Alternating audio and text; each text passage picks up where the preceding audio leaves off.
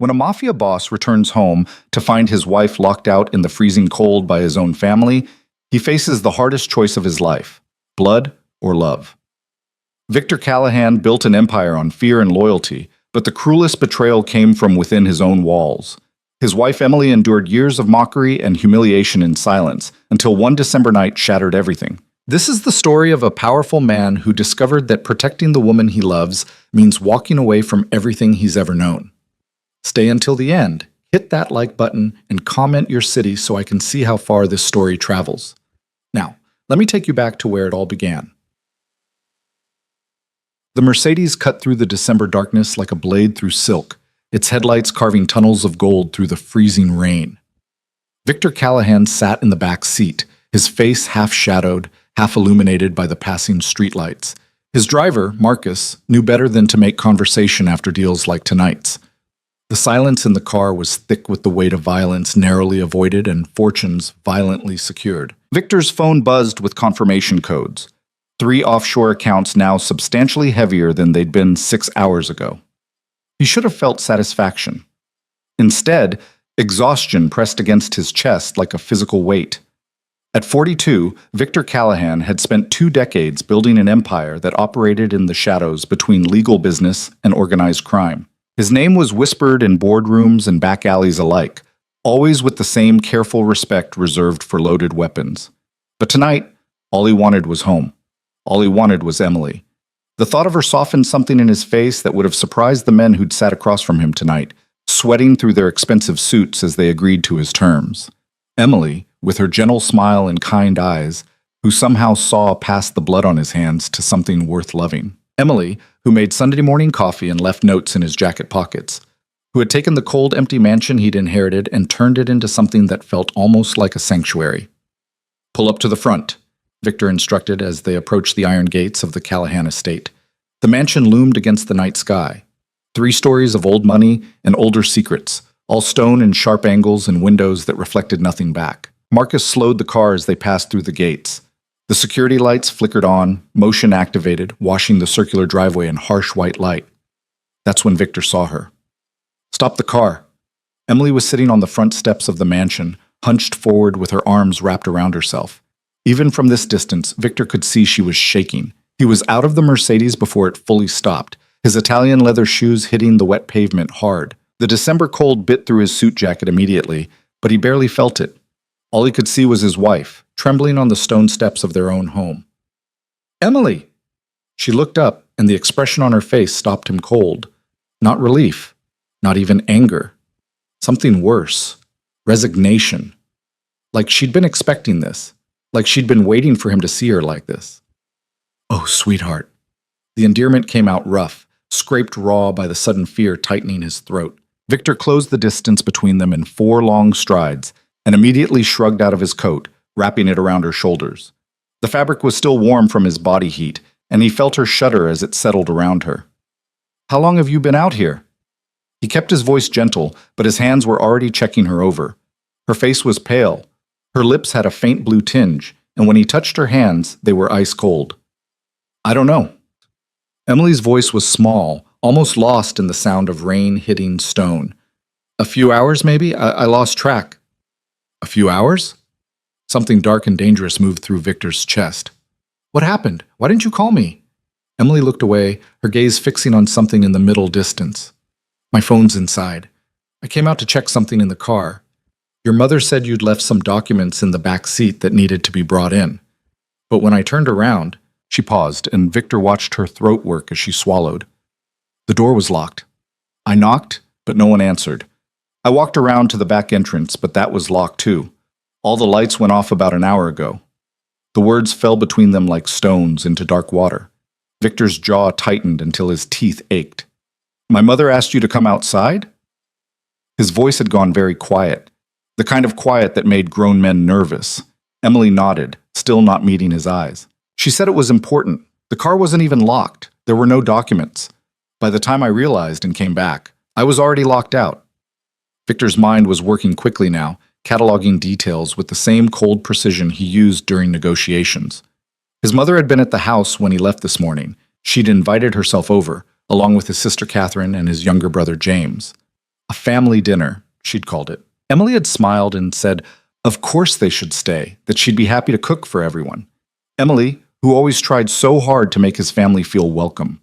Emily, who never complained about the unexpected visits or the way his mother rearranged the kitchen or his sister's pointed comments about the curtains being quaint. Come on. Victor helped her to her feet, keeping his arm around her shoulders. She leaned into him, and he could feel how badly she was shivering. Let's get you inside and warm.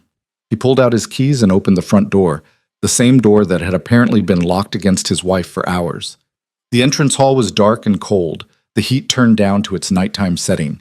The silence inside was absolute. Victor flipped on the lights, flooding the space with brightness. Everything looked normal. The Persian rugs his mother had insisted on, the antique side table with its elaborate flower arrangement, the gleaming marble floors. No sign that anyone had been here at all. Wait here, he told Emily, guiding her toward the living room.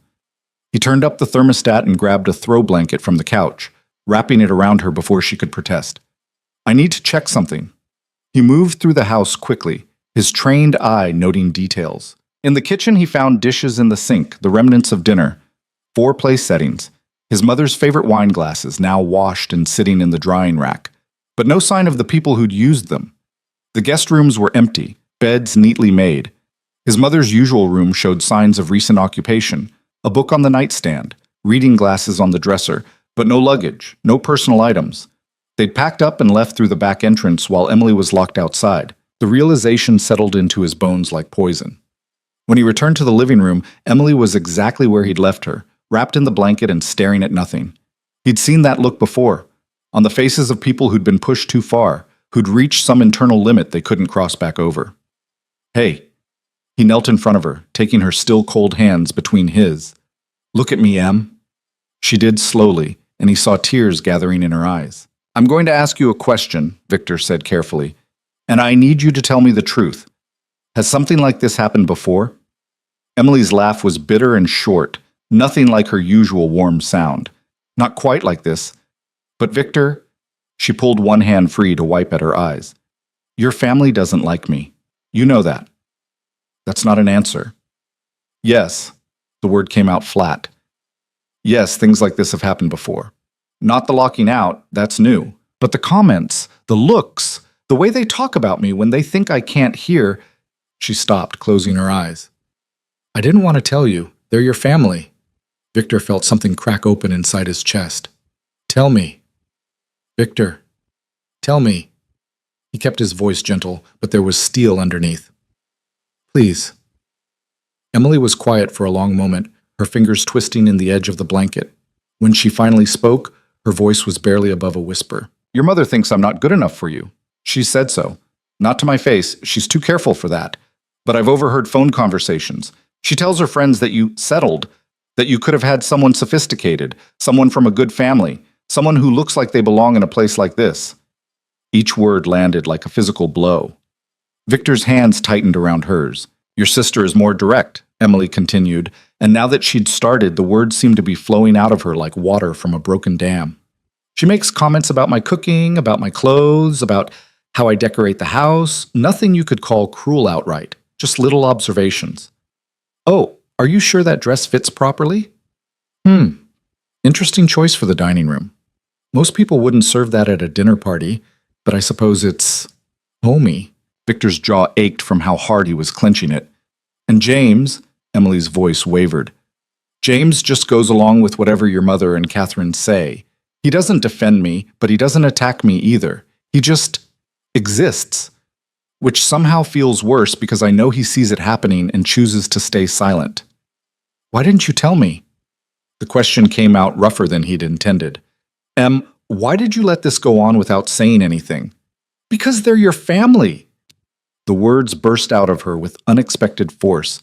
Because I didn't want to put you in that position. Because I thought if I just tried harder, if I was kinder, if I learned to cook the way your mother does, and dressed better, and kept the house the way Catherine thinks it should be kept, then maybe...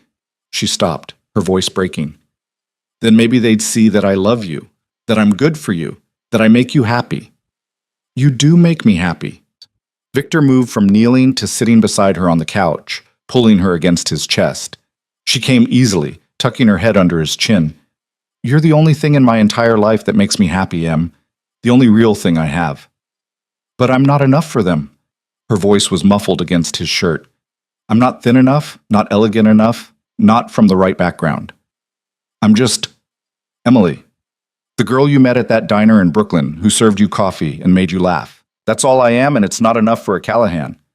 Victor felt something dangerous stirring in his chest, the same cold rage that made him effective in his line of work, but now directed at the people who'd raised him. You want to know what I did tonight? He asked quietly. The deal I just closed? Emily stirred against him. You don't usually talk about business. Tonight I'm making an exception. He stroked her hair, still damp from the rain. I spent 6 hours in a room with 8 men who would kill me without hesitation if they thought they could get away with it. I negotiated terms that will make me richer and them nervous. I smiled and shook hands and made jokes while mentally calculating how many of them I could take down if things went sideways. He paused. You want to know what I was thinking about the entire time? What? You. I was thinking about coming home to you, about how you'd probably still be awake, even though I told you not to wait up, about how you'd ask me if I was hungry and I'd say no, but you'd make me something anyway because, you know, I never eat during negotiations. I was thinking about how you'd be wearing one of those soft sweaters you like, and how you'd curl up next to me on this exact couch, and how that would be the moment when I could finally breathe again. Emily was crying now, her tears soaking through his shirt, and Victor let her. He held her while she cried, while the heat slowly returned to the house, while the rain continued to fall outside. I need you to understand something, he said when her crying had quieted to hiccups and shaky breaths. My family, my mother, my sister, my brother, they exist in my life because they're blood. That's the only reason. They don't make me happy. They don't make me feel safe. They don't make me feel like a person instead of a weapon. He tilted her face up to look at him. You do all of that. You're not just Emily. You're everything. Then why do they hate me so much? The question was soft, wounded. Because you changed me. Victor wiped away her tears with his thumbs. Before you, I was exactly what my family wanted. Cold, controlled, entirely focused on the business and the legacy. I didn't ask questions. I didn't push back. I was the perfect Callahan heir. He smiled, but there was no humor in it. Then I met a woman in a Brooklyn diner who talked to me like I was human, who laughed at my bad jokes and didn't flinch when I told her what I did for a living, who saw all the ugly parts of me and decided to love me anyway. I did love you anyway, Emily whispered. I still do. I know. He kissed her forehead. And that terrifies them. Because love makes people unpredictable. Love makes people question things. Love makes people choose. He paused, making sure she was looking at him. So they've been trying to drive you away. They've been trying to make you feel small and unwelcome and not good enough, hoping you'd eventually leave on your own. Emily's eyes widened. You think tonight was planned? I know it was planned. Victor's voice had gone flat and cold. My mother doesn't do anything by accident. She asked you to check the car knowing there was nothing to find. She waited until you were outside, locked the door, and left through the back with Catherine and James. They wanted you to feel exactly how you're feeling right now, humiliated, hurt, questioning your place in this house. Emily shook her head. That's cruel. Yes. Victor stood up, carefully extracting himself from her embrace. It is. And it ends tonight. What are you going to do? He looked down at his wife, her hair messy from the rain, her eyes red from crying, wrapped in a blanket in their cold living room because his family had deliberately locked her out of her own home. The rage that had been building in his chest crystallized into something sharp and certain. I'm going to make a phone call, he said. Then I'm going to make us some tea, and we're going to sit here together until you're warm again. And tomorrow we're going to have a conversation with my family about respect. Victor, you don't have to... Yes, I do. He pulled out his phone. They crossed a line tonight, Em, a line they don't get to come back from. He dialed his mother's number. She answered on the third ring, her voice smooth and unsurprised. Victor, darling, you're home early. Where are you? He kept his voice level with effort. At the penthouse. We decided to give you and Emily some privacy. The house felt a bit crowded. You left my wife locked outside in the freezing rain for 3 hours. There was a pause. I'm sure I don't know what you mean. Don't. The word came out sharp. Don't insult me by lying. You asked Emily to check the car for documents that didn't exist. You locked the door behind her. You turned off the lights and left through the back entrance with Catherine and James. You left her sitting on the front steps in December weather while you drove away. Another pause, longer this time. When his mother spoke again, her voice had cooled several degrees. If Emily was locked out, I'm sure it was an accident. Perhaps she didn't knock loudly enough. You know how large the house is. She knocked. She walked around to the back. She tried for 3 hours to get someone's attention. Victor's free hand curled into a fist. This wasn't an accident. This was deliberate cruelty, and we both know it. Victor, really, you're being dramatic. If Emily is upset, perhaps she should develop thicker skin. The Callahan family has certain standards, and stop talking. His mother fell silent, and Victor could practically feel her shock through the phone. In 42 years, he'd never spoken to her like that. I want you to listen very carefully, he continued, his voice dropping to the dangerous quiet that made hardened criminals nervous. What you did tonight was the last disrespectful thing you will ever do to my wife. The last comment, the last pointed look, the last accidental cruelty. Do you understand me? She's not right for you, Victor. Surely you must see that. She's not from our world. She doesn't understand our way of life. She's my wife. She's the woman I chose. And if you can't respect that choice, then you're not welcome in our home anymore. Don't be ridiculous. I'm your mother. Yes, Victor said. You are. And Emily is my wife. If I have to choose between you, there's no contest. She wins. She will always win. He could hear his mother's breathing, sharp and angry through the phone. You'd turn your back on your own family? On everything we've built? You turned Emily away first. You locked her out of her own home, in the cold for hours, knowing I wasn't there to help her. You tried to break her. Victor glanced at Emily, who was watching him with wide eyes. What you don't understand, Mother, is that Emily isn't the kind of person who breaks. She bends, she adapts, she tries harder, but she doesn't break. The only thing you accomplished tonight was showing me exactly who you are. And who am I, Victor? His mother's voice was ice. Someone who values appearance over substance. Someone who would rather hurt an innocent woman than admit you might be wrong about something. Someone who doesn't deserve Emily's kindness or my patience. I want what's best for you, No, Victor cut her off. You want what makes you comfortable, what maintains your image, what fits into your narrow definition of acceptable. He paused. Emily makes me happy. She makes me better. She makes me feel human. If that's not best enough for you, then that's your failing, not hers. Silence stretched between them, taut as a wire. We'll discuss this tomorrow, his mother finally said, her voice clipped. When you've calmed down, there's nothing to discuss. You owe Emily an apology, a genuine one. And if you can't give her that, then you and I don't have anything else to say to each other. He ended the call before she could respond and stood there for a moment, his heart pounding, adrenaline singing through his veins. In the span of 2 minutes, he'd just threatened to cut off his entire family. The same family that had raised him, that had built the empire he now ran, that had shaped every aspect of his life for 4 decades. And he didn't regret it for a second. Victor. Emily's voice was soft behind him. He turned to find her standing, the blanket still wrapped around her shoulders, looking at him with an expression he couldn't quite read. That was your mother, she said. It wasn't a question. Yes. You just told her she's not welcome here anymore. I told her she's not welcome if she can't respect you. There's a difference. He crossed to her, taking her cold hands in his again. I meant every word, Em. If my family can't treat you with the dignity and respect you deserve, then they don't get to be part of our lives. It's that simple. But they're your family. So are you. He squeezed her hands gently. You're my family. You're my home. Everything else is just history. Emily's eyes filled with tears again, but this time they looked different, less hurt, more overwhelmed. I don't want to be the reason you lose your family, she whispered. You're not. They made their choice tonight when they locked you out. I'm just making mine clear. He pulled her close, wrapping his arms around her. I choose you, Em. I will always choose you.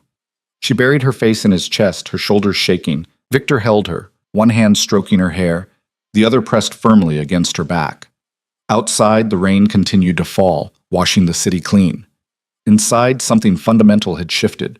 For years, Victor had walked a careful line between his old life and his new one, between the cold, ruthless world of his family's business and the warm, genuine connection he'd found with Emily. He'd tried to keep both, tried to make it work, tried to believe that eventually his family would see what he saw in her. Tonight had shattered that illusion. His family didn't want to see. They wanted Emily gone, wanted him to go back to being the man he'd been before her, all sharp edges and cold calculations, a perfect weapon for their use. But that man was gone. Emily had softened something in him that couldn't be hardened again, had opened something that couldn't be closed. And if his family couldn't accept that, couldn't accept her, then the choice was remarkably easy. "Come on," he said softly, guiding her toward the kitchen. "Let me make you that tea." Emily followed him, still wrapped in the blanket, and settled onto one of the kitchen stools while he filled the kettle and pulled out her favorite mug, a slightly chipped ceramic one with hand-painted flowers that she'd brought from her old apartment. His mother had suggested throwing it away more than once, calling it shabby. Victor had quietly moved it to a higher shelf where it wouldn't be accidentally broken. While the water heated, he pulled out bread and cheese, slicing both and arranging them on a plate. Emily hadn't eaten. He could tell by the way she immediately reached for the food, her hands still trembling slightly. "When did you last eat?" he asked, keeping his voice gentle. "Lunch, I think. Maybe noon?" She took a bite of bread. "Your mother and Catherine came over around 2. Dinner was at 6, but—" She trailed off. "But what?" Emily's cheeks flushed. "Catherine made a comment about my portions. She said something about how I never seem to hold back when it comes to food. Your mother laughed. After that, I wasn't very hungry anymore." Victor's hand stilled on the kettle. "What else did they say?" "Victor, please, I need to know." She sighed, setting down the bread. "Lots of things. Your mother talked about how her friends' daughters have all maintained their figures even after marriage. Catherine mentioned a new boutique that unfortunately doesn't carry larger sizes, but the regular sizes are stunning. James stayed quiet, but he didn't tell them to stop." She looked down at her hands. "It's always like that. Little cuts, small enough that I can tell myself I'm being too sensitive, but frequent enough that I'm bleeding from 1,000 wounds I can't see." The kettle whistled, sharp and insistent. Victor poured the water over the tea bag in Emily's mug, watching the water turn golden brown. His hands were steady, his movements precise, but inside he was calculating with cold clarity. 3 hours locked outside in December weather, years of calculated cruelty disguised as concern. A woman who'd tried so hard to be accepted, to be good enough, to fit into a world that had decided she didn't belong before she'd even walked through the door. "I'm sorry," he said quietly, setting the mug in front of her. Emily looked up, surprised. "For what?" "For not seeing it sooner. For not protecting you from them." He leaned against the counter, facing her. "I knew my mother could be difficult. I knew Catherine had opinions about everything, but I didn't realize how cruel they were being. I didn't see the pattern." "You weren't supposed to see it," Emily said. "They were careful. Everything was always just indirect enough, just subtle enough, that I couldn't point to any one thing and say, 'This is wrong.' It was death by 1,000 cuts, and each cut was small enough to be deniable." Victor thought about the years since their marriage. The way his mother always had suggestions for how Emily could improve the house. The way Catherine always had a story about women who'd let themselves go after marriage. The way James nodded along with whatever his mother and sister said, his silence giving permission to their cruelty. He thought about Emily, trying so hard to be perfect for people who would never think she was enough. Emily, who cooked elaborate meals only to be told they were interesting choices. Emily, who dressed carefully for family dinners only to receive comments about how brave she was to wear certain styles. Emily, who kept welcoming these people into her home, kept trying to build bridges, kept hoping that kindness would eventually be returned. "No more," he said firmly. "This ends now. Tomorrow, I'm calling a family meeting. My mother, Catherine, James, all of them. And they're going to hear exactly what I think about their behavior." "Victor, you don't have to, Yes, I do." He moved to sit beside her, taking her hand. You've spent 3 years trying to earn their acceptance. 3 years of trying to be good enough for people who decided you weren't before they even met you. 3 years of enduring comments and looks and casual cruelty, all while being the kindest, most gracious person I've ever met." He lifted her hand to his lips, kissing her knuckles. "I should have stopped this the first time they made you feel less than you are. I should have drawn that line years ago. I'm drawing it now." Emily's eyes searched his face. "What if they don't change? What if they can't see what you see in me? Then they don't get to be part of our lives anymore." The words came out easier than he'd expected. "I love my family, Em, but not more than I love you." Not more than I respect you. Not more than I want you to feel safe and valued in your own home. You'd really choose me over them? I already have. He cupped her face in his hands. I chose you the moment I married you. I chose you every day since. Tonight just made that choice explicit. She leaned into his touch, her eyes closing. I love you. I love you too. He kissed her forehead, then her nose, then her lips, gentle touches that tasted like tea and tears and new beginnings. And I'm going to make sure everyone in this family knows exactly how much.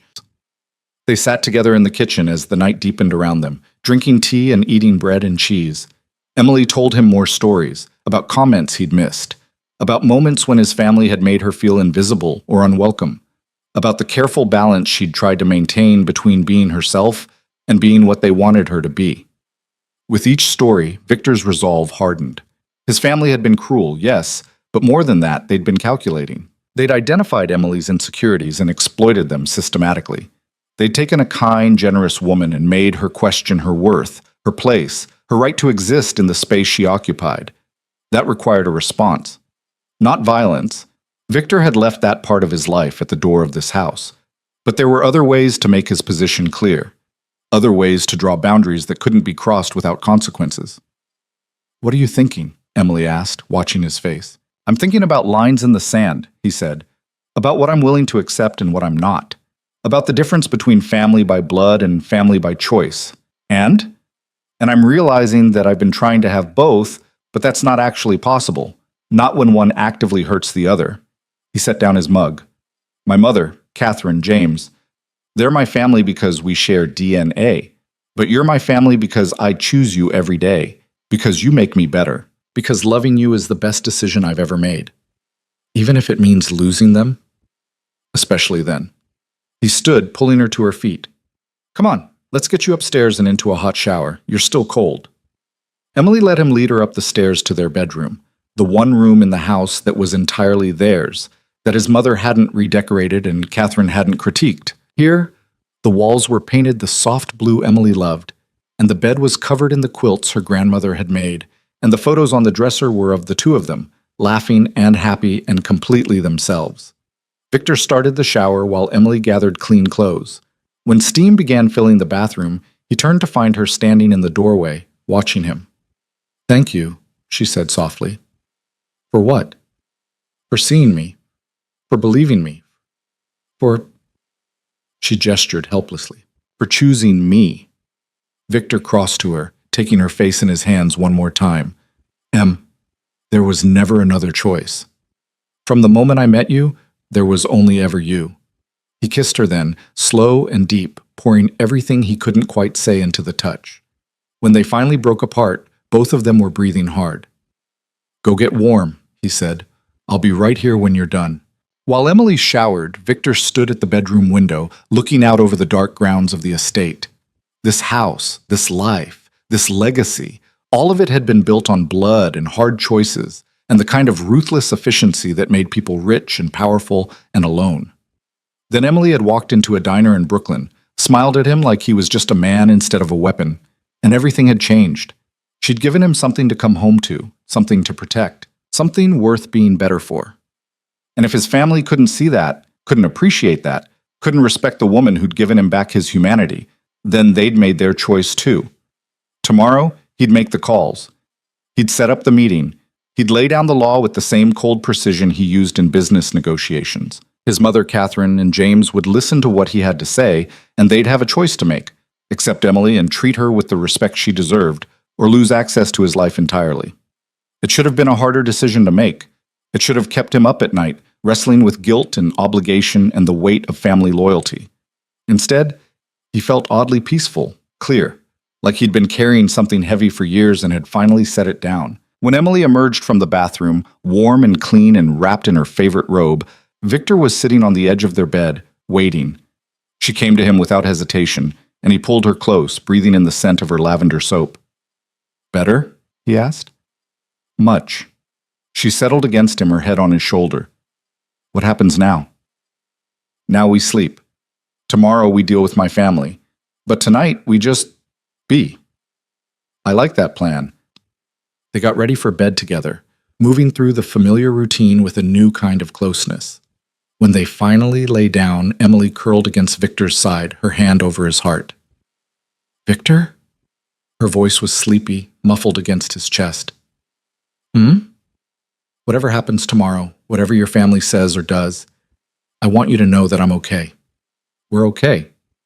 You and me. That's what matters." He tightened his arms around her. "You and me," he agreed. "That's what matters." Outside, the rain finally stopped.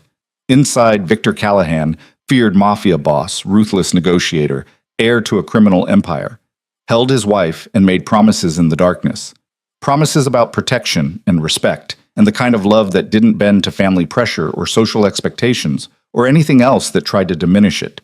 He'd spent 20 years being the man his family needed him to be. Cold, controlled, uncompromising in everything except his loyalty to them. Starting tomorrow, he was going to be someone different. Someone who chose love over legacy, who protected his wife over his family's reputation, who understood that the strongest thing he could do was build a life with the woman who saw him as human. It was time to draw new lines, set new boundaries, make new choices. And if his family couldn't respect those choices, then they'd learn what every person in his professional life already knew. Victor Callahan didn't make empty threats, and he always followed through. Emily's breathing had evened out into sleep, her body relaxed against his.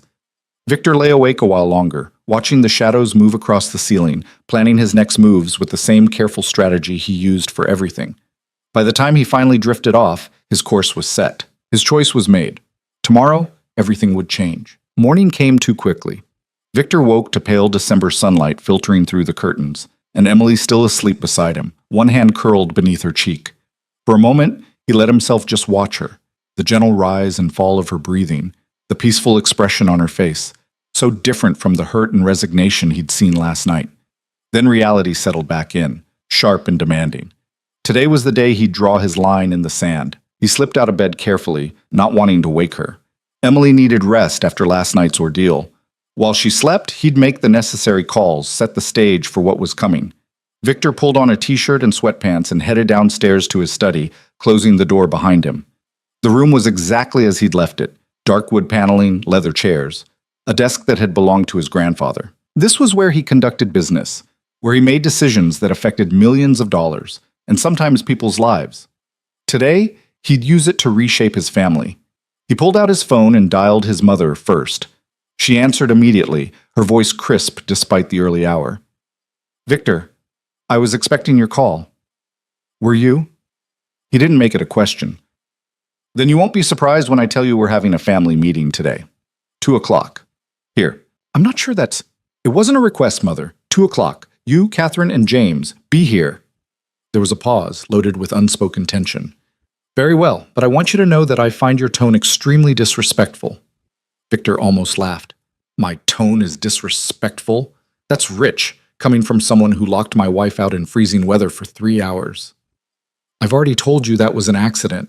And I've already told you I don't believe you." He kept his voice level, but steel ran through every word. 2:00. Don't be late." He ended the call before she could respond and immediately dialed Catherine. His sister answered on the fourth ring, sounding irritated. "It's barely 8 in the morning, Victor. What do you want?" "Family meeting, 2:00 today. My house." "I have plans. Cancel them." Victor stood and moved to the window, looking out at the grounds. "This isn't optional, Catherine. If you're not here, you're making a choice about where you stand in this family. Choose carefully." "What's this about?" Her irritation had shifted to wariness. "Mother called last night and said you were being unreasonable about Emily." "Is that what she said?" Victor's laugh was humorless. "Interesting interpretation. 2:00, Catherine. Be here or don't, but understand what that choice means." He hung up and called James, who answered groggily. "Victor, what's going on?" "Family meeting. Today, 2:00, my place. Be there." "Okay, but no buts. Just be there." Victor's voice softened slightly. James was the youngest, had always been the most easily led by their mother and sister. "I need you there, James. It's important." "All right. I'll be there." James hesitated. "Is Emily okay? Mother mentioned something happened last night." "Emily is fine. We'll discuss it this afternoon." Victor paused. "And James?" "Come prepared to listen. Really listen." After hanging up, Victor stood in his study for a long moment, organizing his thoughts. He'd spent 2 decades learning how to negotiate, how to read people, how to get what he wanted through a combination of pressure and persuasion.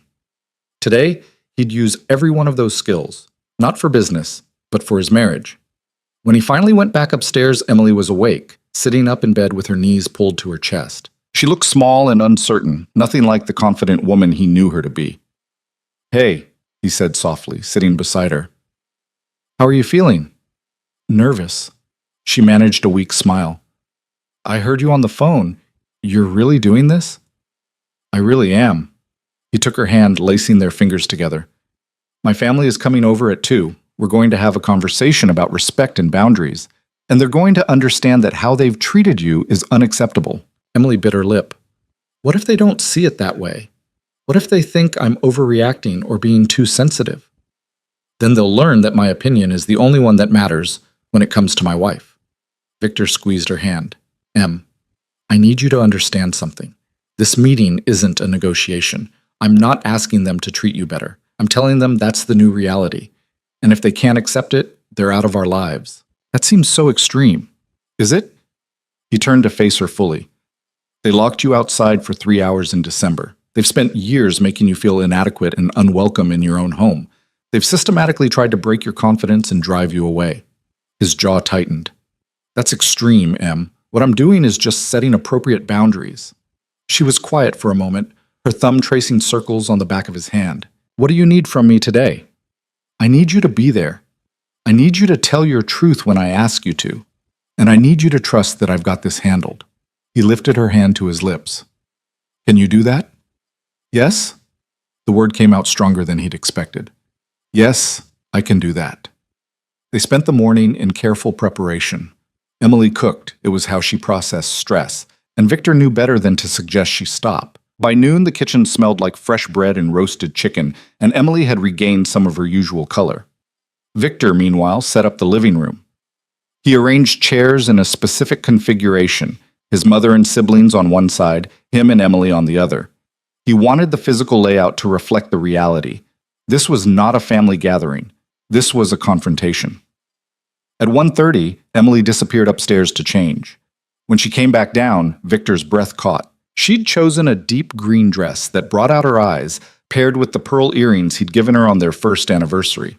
Her hair was swept up in a neat bun, and she'd applied just enough makeup to look polished without looking like she was trying too hard. "How do I look?" she asked, and he heard the tremor of nervousness underneath. "Like the lady of this house." He crossed to her and kissed her softly. "Like exactly who you are, my wife, and someone worthy of every bit of respect they should have been giving you all along." She smiled, more genuine this time. "Thank you." At precisely 2 o'clock, the doorbell rang. Victor answered it to find his mother standing on the doorstep, Catherine beside her and James slightly behind. His mother was dressed impeccably as always, every hair in place, her expression carefully neutral. Catherine looked annoyed, her arms crossed over her chest. James just looked uncomfortable. Mother, Catherine, James. Victor stepped aside. "Come in." They filed into the house, and Victor noticed the way his mother's gaze swept the entrance hall, cataloging everything as she always did, looking for things to criticize, things to comment on, things to use as weapons later. Not today. "The living room," he said, gesturing. "Emily's waiting." His mother's lips thinned, but she said nothing. They walked into the living room, and Victor saw the moment they registered the seating arrangement. His mother's eyebrows rose slightly. Catherine frowned. James just looked confused. Emily was already seated, her hands folded in her lap, her posture perfect. She'd learned that from his mother, ironically, how to sit like you belonged in expensive rooms. But where his mother's posture was armor, Emily's was grace. "Emily, dear," his mother said, her voice dripping false warmth. "You're looking well. I hope you recovered from your little mishap last night." Victor felt Emily tense beside him, but her voice came out steady. "It wasn't a mishap, Margaret. It was deliberate cruelty, and we both know it." The use of his mother's first name, something Emily never did, landed like a slap. Margaret Callahan's smile froze on her face. "I beg your pardon?" "Everyone, sit down," Victor said, his voice carrying the kind of authority that made people obey without thinking. His family sat, his mother and Catherine on the sofa, James in the armchair. Victor remained standing, a deliberate tactical choice. We're going to have a conversation, and you're all going to listen. Victor, really, this is unnecessary, Catherine started. It's absolutely necessary. He cut her off without apology. Last night, my wife was locked out of our home in freezing temperatures for 3 hours. That happened because Mother asked her to check the car for documents that didn't exist, then locked the door and left through the back entrance with both of you. Don't bother denying it. We all know it's true. Silence fell over the room, thick and uncomfortable. James shifted in his seat, not meeting anyone's eyes. Catherine's mouth opened, then closed. Only his mother maintained her composure, though Victor saw the calculation behind her eyes. That's quite an accusation, Margaret said carefully. It's not an accusation, it's a fact. Victor moved to stand beside Emily's chair, one hand resting on her shoulder. But last night was just the culmination of years of calculated cruelty. Emily has been nothing but gracious and welcoming to all of you, and in return you've made her feel unwelcome in her own home. That's not true, Catherine protested. Let me finish. Victor's voice dropped to that dangerous quiet again. For 3 years you've made comments about her appearance, her cooking, her decorating choices, her background. You've compared her unfavorably to other women, suggested she doesn't belong in this family, and done everything possible to make her feel inadequate. He paused, making eye contact with each of them in turn. And you did it all with just enough subtlety that she questioned whether she was being too sensitive. That's not accidental, that's systematic. Margaret's face had gone cold. If Emily felt unwelcome, perhaps she should have spoken up sooner. Why should she have to? Victor's hand tightened on Emily's shoulder. Why should she have to defend her right to be treated with basic human decency in her own home? Why should she have to beg for respect from people who should have given it freely? We have certain standards, Catherine began. Your standards are meaningless. Victor cut her off. Your standards, your opinions about who I should have married, your judgments about Emily's worthiness, none of it matters. The only thing that matters is this. Emily is my wife. She will be treated with respect. And if you can't do that, you're not welcome here anymore. You can't be serious, Margaret said, her composure finally cracking. I'm your mother. Yes, you are. And you locked my wife outside in the cold for 3 hours. Victor leaned forward slightly. Let me be very clear about something, Mother. I love you because you're my mother, but I don't like you very much right now. And if I have to choose between your approval and Emily's well-being, that's not even a choice. James finally spoke, his voice quiet. Victor, we didn't know. Didn't know what? Victor turned to his brother. Didn't know that locking someone outside in December was cruel? Didn't know that years of subtle insults would hurt? Or did you mean you didn't know I'd eventually notice? James flushed and looked away. Catherine, however, sat forward, her expression defiant. Fine. You want honesty? Here's honesty. She gestured at Emily. She's not right for this family, Victor.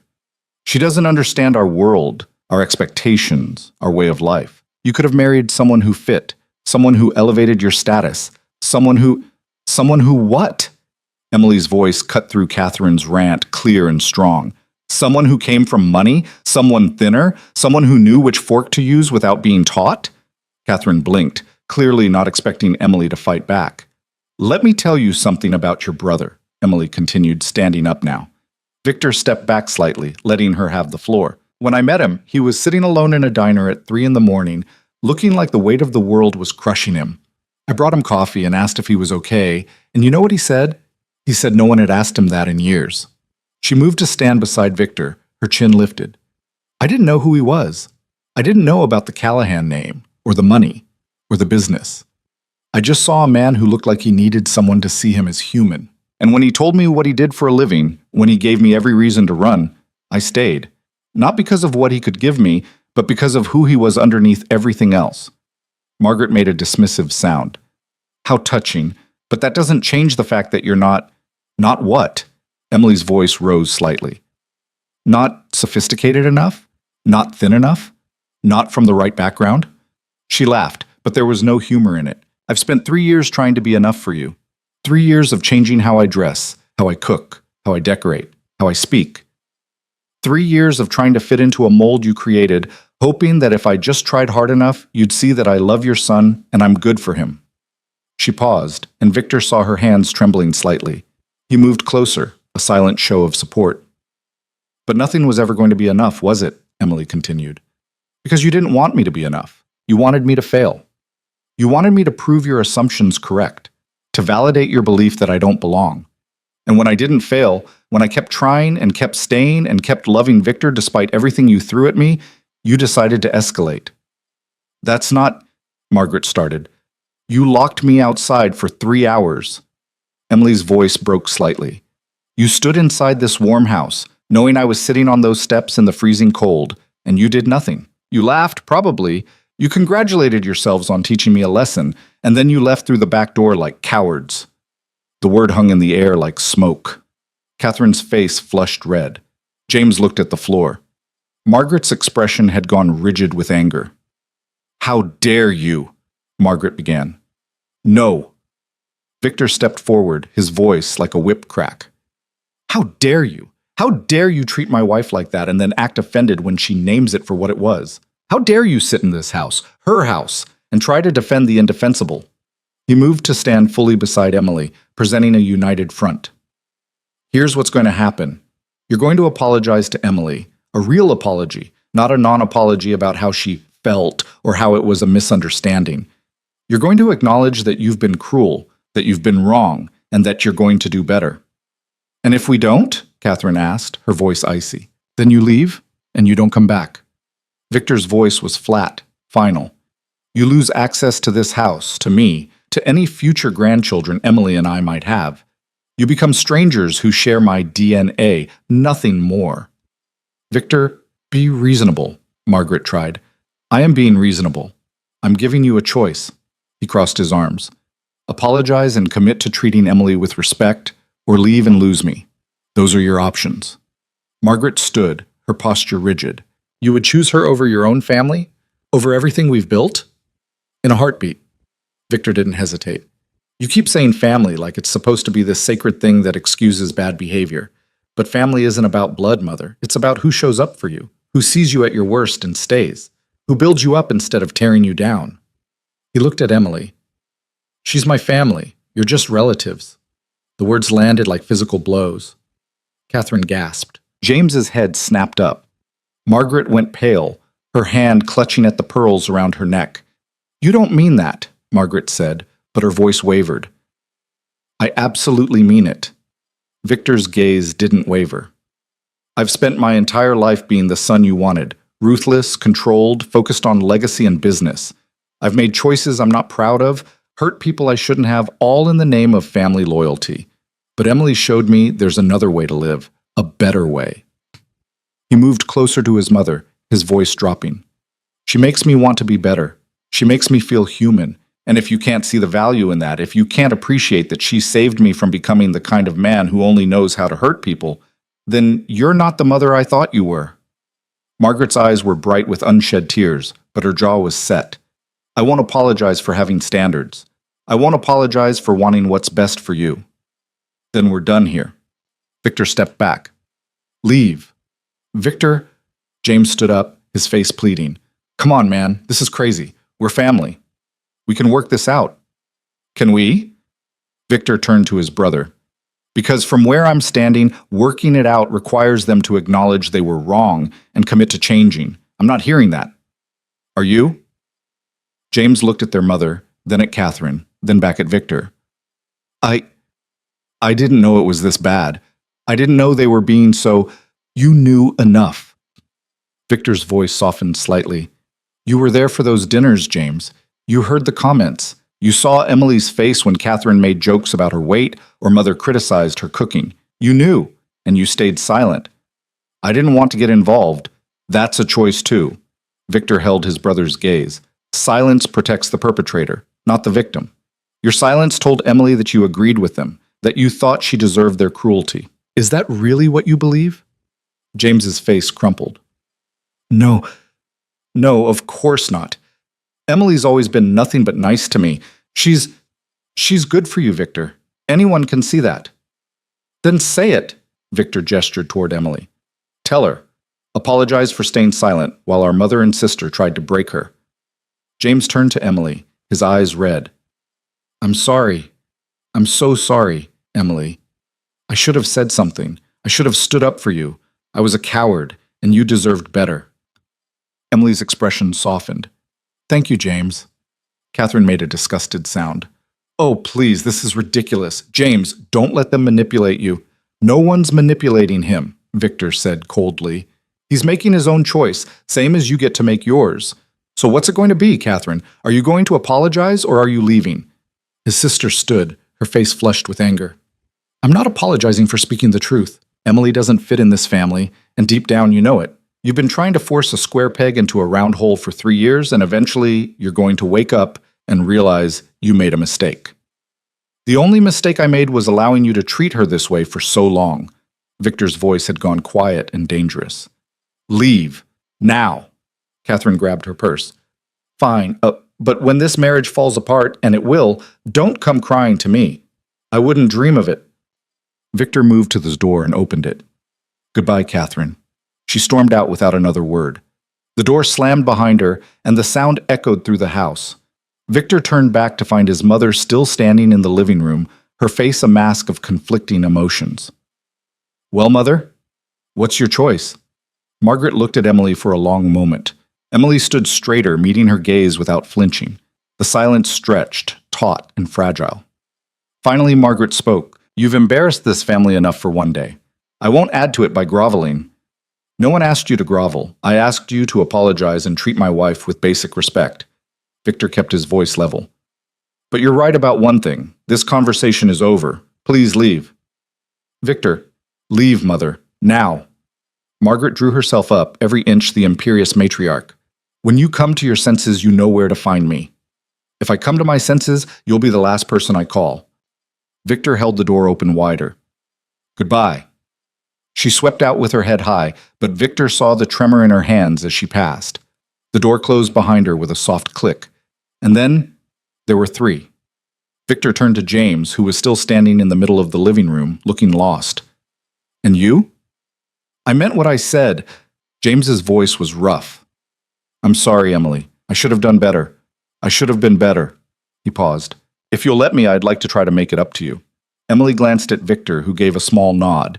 This was her choice. I appreciate that, James, she said carefully. But words are easy. Actions matter more. I know. James ran a hand through his hair. I'll prove it. However long it takes, I'll prove that I'm not like them. He looked at Victor. Are we okay? That depends on whether you follow through. Victor's voice was still guarded. Emily's the one who is hurt. She's the one you need to make things right with. I will. James moved toward the door, then stopped.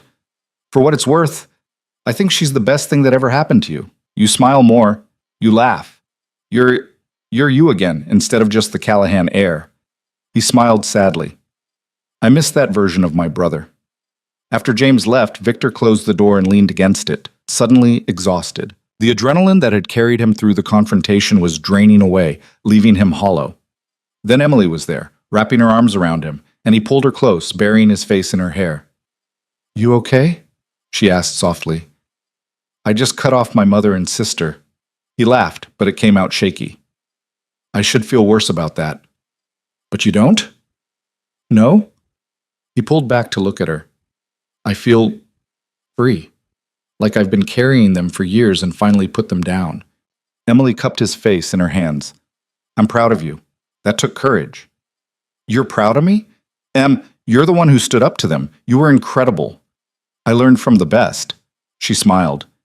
You've been fighting for me since the moment we met. It was time I fought for us too. They stood there in the entrance hall, holding each other, while the house settled into a new kind of silence. This was their home now, truly theirs, without the weight of his family's judgment pressing down on them. What do we do now? Emily asked. Victor thought about it. Now we live.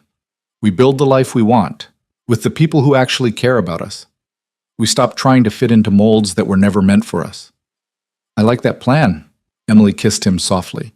But first I think we should eat. All that confrontation made me hungry. He laughed, a real laugh this time. There's my girl. Come on, let's see what you made.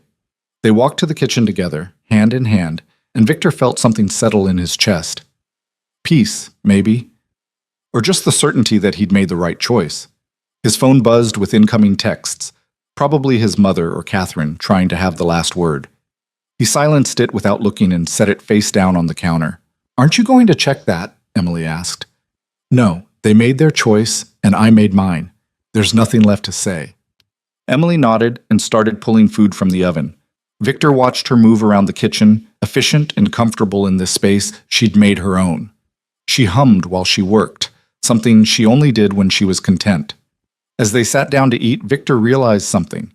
For the first time in his adult life, he wasn't planning his next move, wasn't calculating angles or considering consequences. He was just present, here, with his wife, in their home. It should have felt strange. Instead, it felt exactly right. The quiet lasted exactly 4 days. Victor spent those days watching Emily bloom in the absence of his family's constant criticism. She rearranged the living room furniture without asking anyone's permission, hung artwork she'd been storing in the basement, and cooked meals that she actually enjoyed instead of trying to recreate his mother's recipes. The house felt lighter, warmer, like it had been holding its breath and could finally exhale. On the 5th morning, Victor's phone rang while he was drinking coffee. The number was unfamiliar, but something made him answer. "Mr. Callahan?" The voice was male, professional, unfamiliar. "This is Detective Morris with the NYPD. I'm calling about an incident involving your mother, Margaret Callahan." Victor's coffee cup stopped halfway to his mouth. "What kind of incident?" "She was involved in a car accident last night. Minor injuries, but she's at Mercy General under observation. She's been asking for you." Every instinct Victor had honed over 20 years in his business screamed that this was a trap. His mother didn't do anything without calculation, including getting into accidents.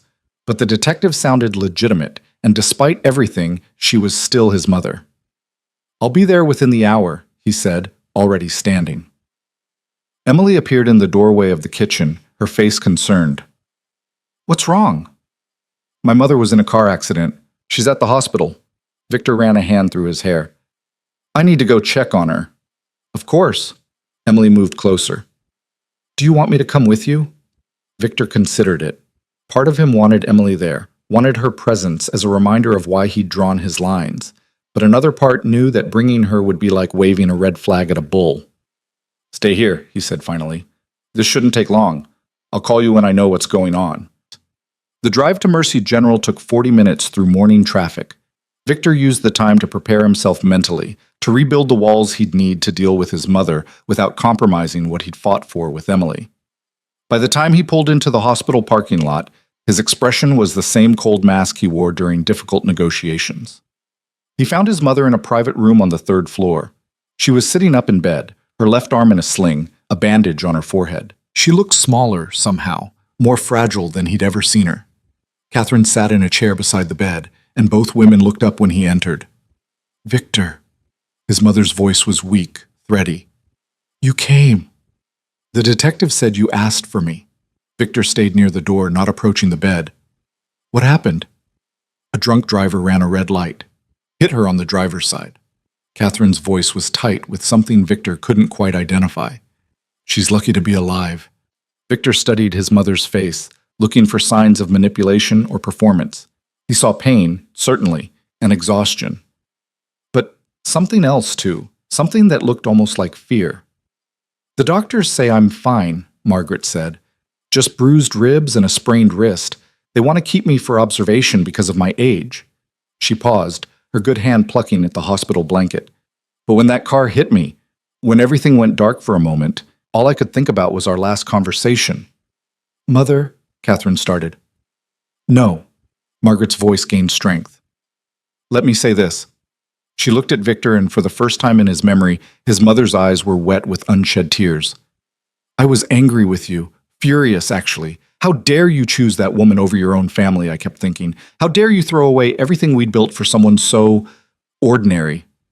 Victor's jaw tightened, but he stayed silent. "But then that car hit me," Margaret continued, "and in that split second when I thought I might die, do you know what I realized? I realized that I was going to die angry at my own son, that my last words to you had been cruel and dismissive, that I'd spent 3 years trying to drive away the woman who made you happy, and I'd succeeded in driving you away instead." Catherine made a small sound, but Margaret ignored her. "I'm not saying I was wrong," she said, and Victor almost smiled at the stubborn pride in her voice. "I still think Emily isn't what I would have chosen for you, but lying in that hospital bed last night, I realized something important. What I would have chosen doesn't matter. It never did. You're not a child anymore, Victor. You're a grown man who made his own choice, and I tried to punish you for it." The admission hung in the air between them. Victor moved closer, but still didn't sit. "So what are you saying?" he asked carefully. "I'm saying I was wrong. Not about Emily, I still have my reservations. But I was wrong to try to break her, wrong to lock her out, wrong to spend 3 years trying to make her feel small." Margaret's voice cracked. "I was so afraid of losing you to her that I pushed you away myself. That was foolish." Victor pulled up a chair and sat, finally, though he kept some distance between them. "I need to understand something. Are you apologizing because you genuinely regret what you did, or because you're afraid of dying alone?" "Victor," Catherine gasped. "It's a fair question." Margaret actually smiled, though it was weak. "And the answer is both. The accident scared me, yes. It reminded me that life is short and grudges are expensive. But I've been thinking about what you said even before the accident, about how Emily makes you smile, how she makes you human." She paused. "I remember when your father was alive, before the business consumed everything, before we became obsessed with appearances and legacy. He used to make me laugh. We used to be happy, just the two of us, before we let the weight of this family's expectations crush that." It was the most honest thing Victor had ever heard his mother say. "I don't want that for you," Margaret continued. "I don't want you to lose the happiness you found because of my pride. So yes, I'm apologizing. I'm sorry for how I treated Emily. I'm sorry for locking her out. I'm sorry for every cutting comment and subtle insult over the past 3 years." She met his eyes. "I'm not asking you to forgive me immediately. I'm just asking for a chance to do better." Victor sat back, processing. Every instinct told him to be cautious, to look for the angle, to assume this was manipulation. But his mother's face, stripped of makeup and pretense in the harsh hospital light, looked genuinely remorseful. "What does doing better look like to you?" he asked. "I don't know yet." Margaret's honesty was almost shocking. "I've spent 60 years believing certain things about class and status and what makes someone worthy. I can't promise to change overnight, but I can promise to try. To bite my tongue when I want to make a comment about Emily's cooking or her clothes. To welcome her genuinely instead of tolerating her presence. To treat her like the daughter-in-law she is, not the interloper I wanted her to be." Catherine shifted uncomfortably. "Mother, you don't have to—" "Yes, I do." Margaret turned to her daughter. "I almost died last night, Catherine. That focuses the mind wonderfully. I don't want to spend whatever time I have left estranged from my eldest son because I was too proud to admit I was wrong." Victor pulled out his phone. "I need to call Emily. She should hear this from you, not from me." Margaret paled slightly. "Now?" "Yes, now. If you mean what you say, you should be willing to say it to her face, even if that face is on a video call." He dialed before his mother could protest. Emily answered on the second ring, her expression worried. "Victor? Is everything okay?" "I'm at the hospital with my mother. She was in a car accident last night." He turned the phone so Emily could see Margaret in the hospital bed. "She has something she wants to say to you." Emily's eyes widened as she took in Margaret's appearance. "Oh my, are you all right?" "I'm fine, dear, just bruised." Margaret's voice was softer than Victor had ever heard it when speaking to Emily. "But I wanted to apologize to you properly. For everything. For the cruelty, for the comments, for locking you out, for spending 3 years trying to make you feel unwelcome in your own home." She paused. "I was wrong, Emily. You didn't deserve any of that." Emily was quiet for a long moment, her expression unreadable. Finally, she spoke. "Why now? Why apologize now after everything?" "Because I almost died last night, and I realized I didn't want my last interaction with my son to be a fight over my inability to accept his choices." Margaret's voice was steady. "You make Victor happy. I've seen it, even if I didn't want to admit it, and that should have been enough for me from the beginning." "Should have been," Emily repeated. "But it wasn't." "No, it wasn't, because I'm a proud, stubborn woman who thought she knew better." Margaret's smile was self-deprecating. "I still think I know better about most things, but I'm learning that who my son loves isn't one of them." Emily looked at Victor through the screen. He gave her a small nod. "This is real," he tried to convey. "Or at least, as real as it can be." "I appreciate the apology," Emily said carefully. "I do. But Margaret, you hurt me. Badly. For years. An apology is a start, but it doesn't erase the damage." "I know." Margaret's voice was quiet. "I don't expect it to. I'm just asking for a chance to prove I can be better, to build something new between us, even if the old foundation is cracked. Emily was silent for another beat. Then she said, I'll think about it. That's all I can promise right now. That's more than I deserve. Margaret looked genuinely grateful. Thank you, Emily. After the call ended, Victor pocketed his phone and studied his mother. That was a good first step, but Em's right. Apologies are just words. What matters is what comes next. I understand. Margaret settled back against her pillows, looking exhausted. Victor, I need to ask you something. If I do this, if I genuinely try to build a relationship with Emily, to treat her as family, what happens with us? Are we okay? Victor considered the question carefully. We're not okay yet. Too much has happened. But we could be eventually, if you follow through. If you prove that this isn't just fear of dying talking, but actual change. Fair enough. Margaret closed her eyes. That's more than I hoped for. Catherine, who had been silent throughout the exchange, finally spoke. So we're just supposed to pretend the past 3 years didn't happen? Pretend that Emily is suddenly good enough for this family? No. Victor turned to his sister. We're supposed to acknowledge that the past 3 years happened, that you and Mother were cruel, and that Emily was gracious enough to survive it without losing her kindness. We're supposed to recognize that she was always good enough, and your inability to see that was a failure on your part, not hers. Catherine's face flushed red. I'm not apologizing. Then you're not welcome in my life. Victor's voice was flat. It's that simple, Catherine. Mother chose to change. James chose to change. You're choosing pride. That's your right, but it comes with consequences. You're being unreasonable. I'm being clear. There's a difference. Victor stood. I'm going to check with the doctors about Mother's prognosis. When I come back, I'd like you to be gone. He left before Catherine could respond, stepping into the hallway and taking a deep breath. The hospital smell, antiseptic and illness and floor wax made his stomach turn. He walked until he found a quiet corner with windows overlooking the parking lot, then pulled out his phone and called Emily again. She answered immediately. How are you holding up? I'm not sure yet. Victor leaned against the wall. That was unexpected. Do you believe her? Your mother? I don't know. Part of me wants to. Part of me thinks this is just another manipulation, that she'll revert to old patterns as soon as she's out of the hospital. He rubbed his eyes. What do you think? Emily was quiet for a moment. I think people can change when they're scared enough. I think almost dying can shift perspective. But I also think that kind of change is hard to maintain when the fear fades. She paused. I'm willing to give her a chance, Victor, but I'm not going to forget what happened. And if she falls back into old patterns, I'm not going to suffer through it silently again. I wouldn't ask you to. Victor felt some of the tension in his chest ease. You know you're incredible, right? Most people wouldn't be willing to even consider forgiveness after what she did. I'm not doing it for her. I'm doing it for you. Emily's voice was soft. I know what family means to you, even when they hurt you. If there's a chance to salvage something real with your mother, I want you to have that opportunity. I just need to protect myself while you explore it. I love you, Victor said, meaning it with every fiber of his being. I love you too. Come home soon. After hanging up, Victor found his mother's doctor, a tired-looking woman in her 50s who confirmed that Margaret would be fine to go home in a day or two. No permanent damage, just bruising and soreness that would heal with time. When he returned to the room, Catherine was gone. His mother was awake, staring at the ceiling. She left angry, Margaret said without looking at him. She left proud. There's a difference. Victor sat in the chair Catherine had vacated.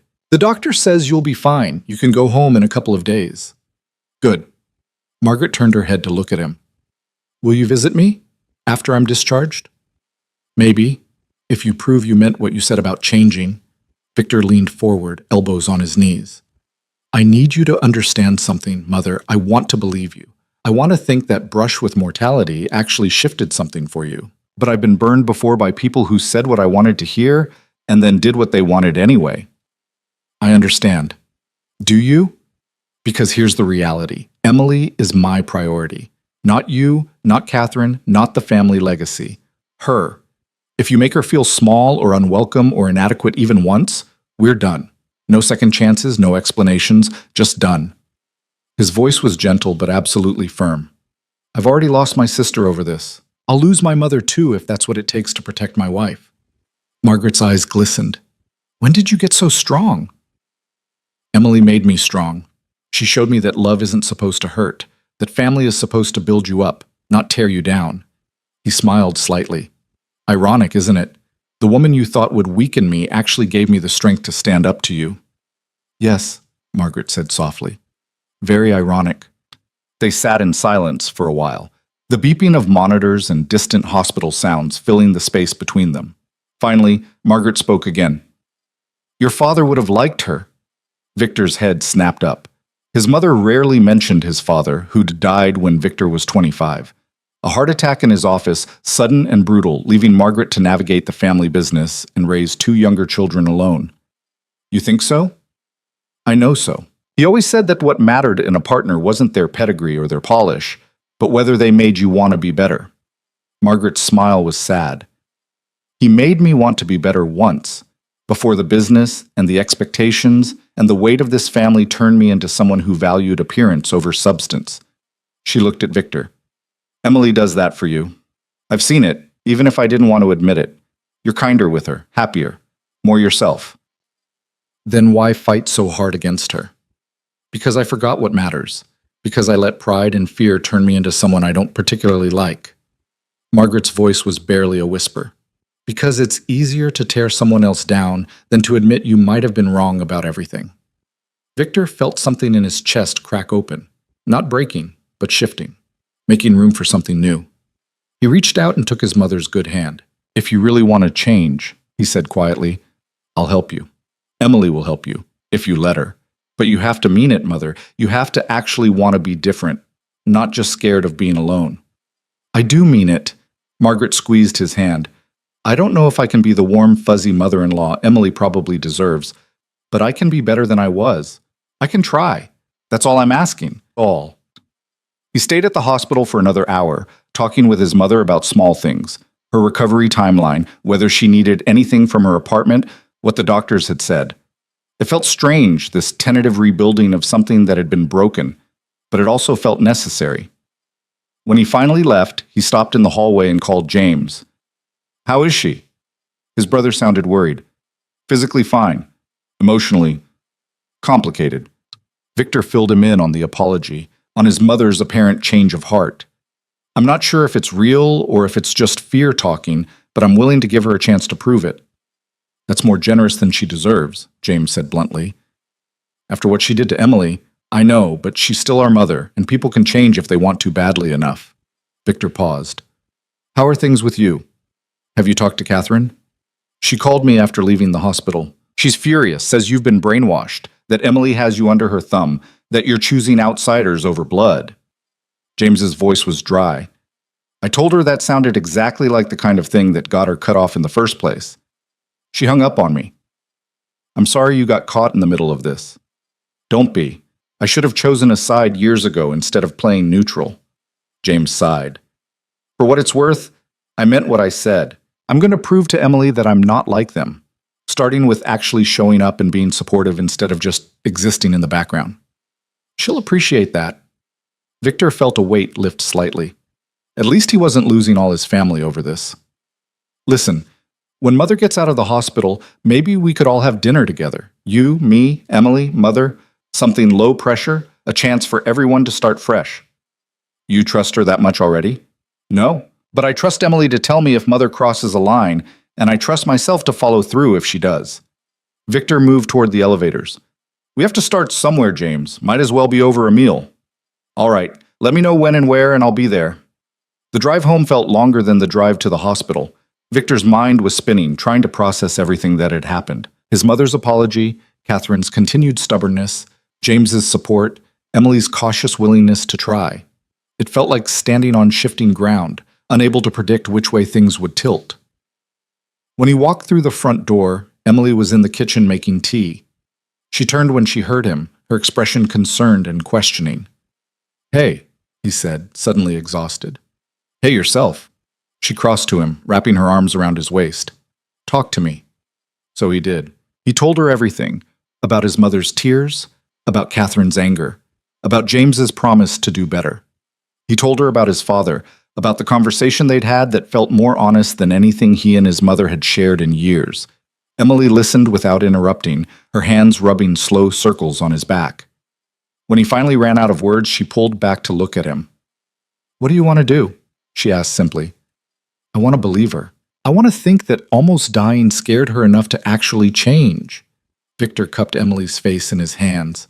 "But I won't risk you to find out. If at any point you feel uncomfortable or disrespected, we're done. No questions, no negotiations, just done." "Okay." Emily's smile was small but genuine. "Then we'll try. We'll have that dinner with your mother and James. We'll see if she can actually follow through on her promises.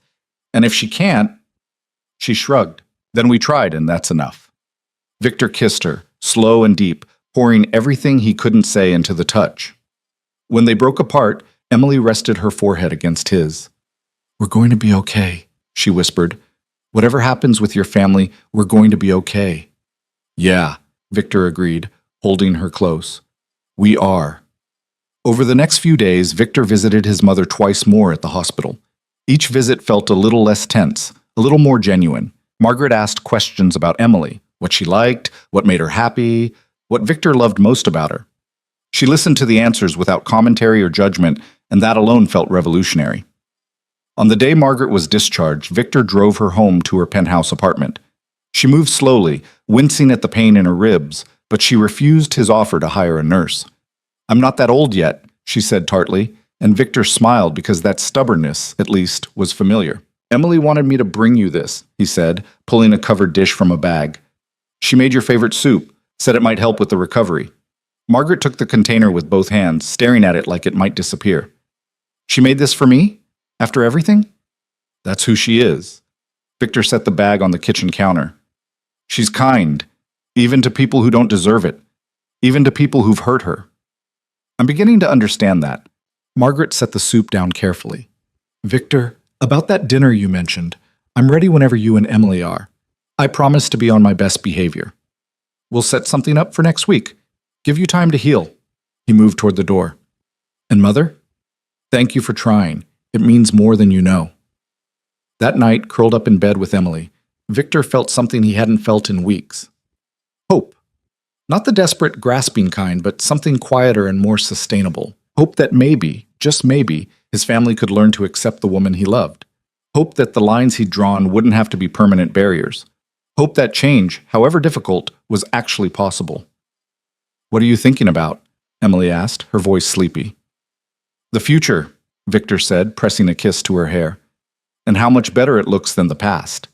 Emily hummed in agreement, already drifting off. Victor held her as she slept, watching shadows move across the ceiling, and let himself believe that tomorrow might actually be different than yesterday. It was a start, not a resolution, not a happily ever after, just a start. But sometimes that was enough. The dinner was scheduled for Friday evening, exactly 1 week after Margaret's discharge from the hospital. Emily spent the entire day cooking, and Victor knew it wasn't just about the food. It was about control, about creating a space where she felt confident and capable. If his mother was going to step back into their lives, it would be on Emily's terms, in Emily's domain. "You don't have to go overboard," Victor said, watching her check the roast for the third time in 20 minutes. "This isn't a test." "Isn't it?" Emily closed the oven door and turned to face him. "Your mother is coming here for the first time since you cut her off. James is bringing his new girlfriend because apparently he wants us to meet her. This feels like a test, Victor. A test of whether your mother meant what she said, whether I can handle being in the same room with her without falling apart, whether we can actually do this." Victor crossed the kitchen and pulled her into his arms. "Then let me rephrase. You've already passed every test that matters. Tonight is about whether they can rise to your level, not the other way around." Emily softened against him. "When did you get so good at saying the right thing?" "I've always been good at negotiation. I'm just applying those skills to making my wife feel valued instead of making criminals nervous." He kissed the top of her head. "What can I do to help? Set the table? And maybe open some wine? I think we're all going to need it." By 6:30, everything was ready. The dining room looked beautiful. Emily had used the good china, the crystal glasses Victor's grandmother had left him, fresh flowers as a centerpiece. The food smelled incredible, filling the house with warmth and rich aromas. Emily had changed into a deep burgundy dress that Victor loved, paired with simple jewelry. She looked elegant and confident, every inch the lady of the house. Victor himself had opted for slacks and a button-down shirt, casual enough to suggest this was just family dinner, formal enough to show respect for the occasion. He was pouring wine when the doorbell rang. "I'll get it," Emily said, surprising him. She straightened her shoulders, lifted her chin, and walked to the front door with the grace of someone walking into battle. Victor followed at a distance, ready to intervene if necessary, but wanting to let Emily set the tone. She opened the door to reveal Margaret, leaning slightly on a cane, and James with a petite brunette woman beside him. "Margaret," Emily said, her voice carefully neutral. "James? Please come in." "Emily." Margaret's voice was equally careful. She held out a small wrapped box. "I brought you something. A peace offering, I suppose." Emily took the box, her expression unreadable. "Thank you. Come in, please. Dinner's almost ready." As they filed into the entrance hall, James gestured to the woman beside him. "Emily, Victor, this is Sarah. Sarah, my brother Victor, and his wife Emily." Sarah had warm brown eyes and an open, friendly face. She stepped forward and offered her hand to Emily first, which Victor noticed and appreciated. "It's so nice to meet you," Sarah said. "James has told me so much about you both. Thank you for including me tonight." "Of course." Emily's smile became more genuine. "Any friend of James's is welcome here. Can I get you something to drink?" They moved into the living room, and Victor watched the dynamics carefully. Margaret settled into an armchair, her movement still slow and pained from the accident. James and Sarah took the sofa, sitting close together with the easy comfort of a couple who'd been together for a while. Emily excused herself to check on dinner, and Victor started to follow, but Margaret's voice stopped him. "Let her go," she said quietly. "I'd like a word with you first, if I may." Victor exchanged a glance with James, who gave a small nod. "I'll make sure this doesn't go sideways." Reluctantly, Victor sat. "I've been thinking about what to say tonight," Margaret began, her hands folded on top of her cane. "How to prove that I meant my apology, that I'm actually trying to change, but everything I came up with sounded hollow, performative." She paused.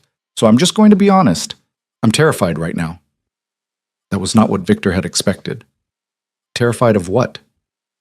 Of failing, of reverting to old patterns and losing you for good. Margaret's voice was steady, but her knuckles were white where she gripped the cane. "I've spent 60 years being a certain kind of person, Victor. Proud, critical, always focused on appearances and status. That doesn't disappear overnight just because I had a car accident and a moment of clarity." "No one expects it to," Sarah said gently, surprising everyone. "Change is a process, not an event. What matters is the intention and the effort." Margaret looked at the younger woman with something like gratitude. "You're very kind. James is lucky to have you." "I'm the lucky one," James said, taking Sarah's hand. "She's the one who put up with me while I figured out how to actually be a decent person instead of just coasting through life." The front door opened and closed, Emily returning from the kitchen. She appeared in the doorway holding a tray of appetizers, and Victor saw the moment she registered the atmosphere in the room. Her shoulders relaxed slightly. "I hope everyone's hungry," she said, setting the tray on the coffee table. "Dinner will be ready in about 15 minutes. "It smells wonderful," Margaret said. "Emily, I wanted to say something before we eat, before the evening gets away from us." Emily sat beside Victor, her hand finding his automatically. "All right." Margaret took a breath, and Victor saw how much effort it cost her to do what came next. "I owe you an apology. A real one. Not the half-hearted thing I gave over the phone from the hospital. I was cruel to you for 3 years. I made you feel unwelcome in your own home. I criticized everything about you, and I actively tried to drive you away from my son." She paused. "And the worst part is that I convinced myself I was doing it for Victor's sake, that I was protecting him from making a mistake. But the truth is, I was protecting myself." "From what?" Emily's voice was quiet. "From losing control. From admitting that my son had grown beyond needing me to make his choices for him. From facing the fact that the values I'd built my entire life around, status, appearance, pedigree, might not actually matter as much as I'd told myself they did." Margaret's eyes were bright with unshed tears. "You represented everything I'd been taught to dismiss. You were kind where I was cutting, genuine where I was performative, content where I was constantly striving, and instead of learning from you, I tried to destroy you." The silence that followed was heavy with emotion. Victor felt Emily's hand trembling in his. "The accident didn't change me," Margaret continued, "but it gave me the clarity to see what I'd become, and And I didn't like it. I don't like it. She looked directly at Emily. I'm not asking you to forgive me or trust me or even like me. I'm just asking for the chance to prove that I can be better, that I can be someone worthy of being in your life, instead of someone who makes your life harder.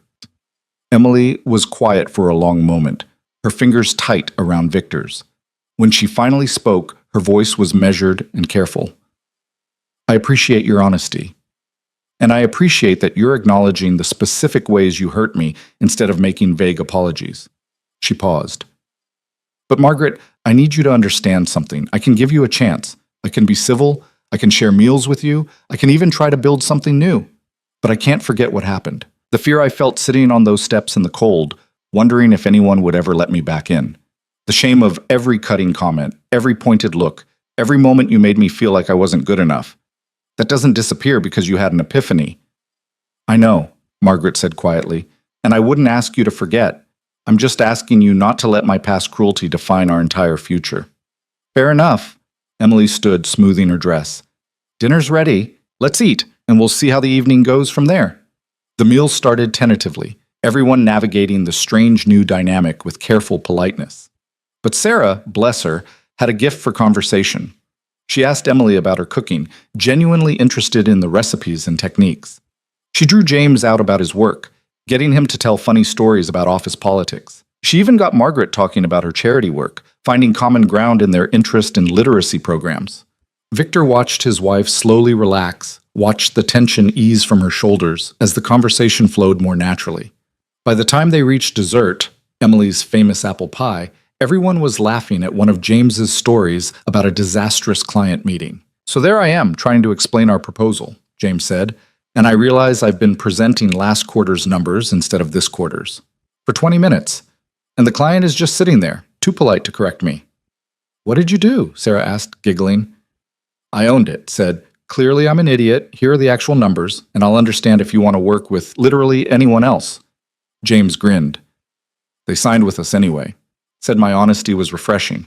Sometimes admitting you screwed up is the best strategy, Victor said, catching his mother's eye meaningfully. Margaret held his gaze for a moment, then smiled. Indeed it is. After dinner, they moved back to the living room for coffee. Emily excused herself to clean up, and this time when Victor started to follow, she waved him off. Stay. Talk to your family. I've got this. But Sarah stood. Let me help, I insist. The two women disappeared into the kitchen, leaving Victor alone with his mother and brother. James immediately started talking about sports, clearly trying to keep things light, but Margaret interrupted him. Victor, I need to ask you something, and I need you to be honest with me. Victor braced himself. All right. Do you think Emily will ever truly forgive me? Or are we just going through the motions, being civil for your sake? It was a fair question, and it deserved an honest answer. I don't know. I think she wants to forgive you. That's who she is, someone who sees the best in people even when they've shown her their worst. But trust takes time to rebuild, and you destroyed a lot of it over 3 years. I know. Margaret's voice was heavy. I want to fix this, Victor. I want to have a real relationship with Emily, not this careful politeness where we're both afraid to say the wrong thing. Then you need to give her time and space. Let her set the pace. Don't push, don't expect immediate warmth, and definitely don't make any comments that could be interpreted as criticism. Victor leaned forward. And Mother? You need to accept that even if Emily does forgive you, things will never be the way they were before.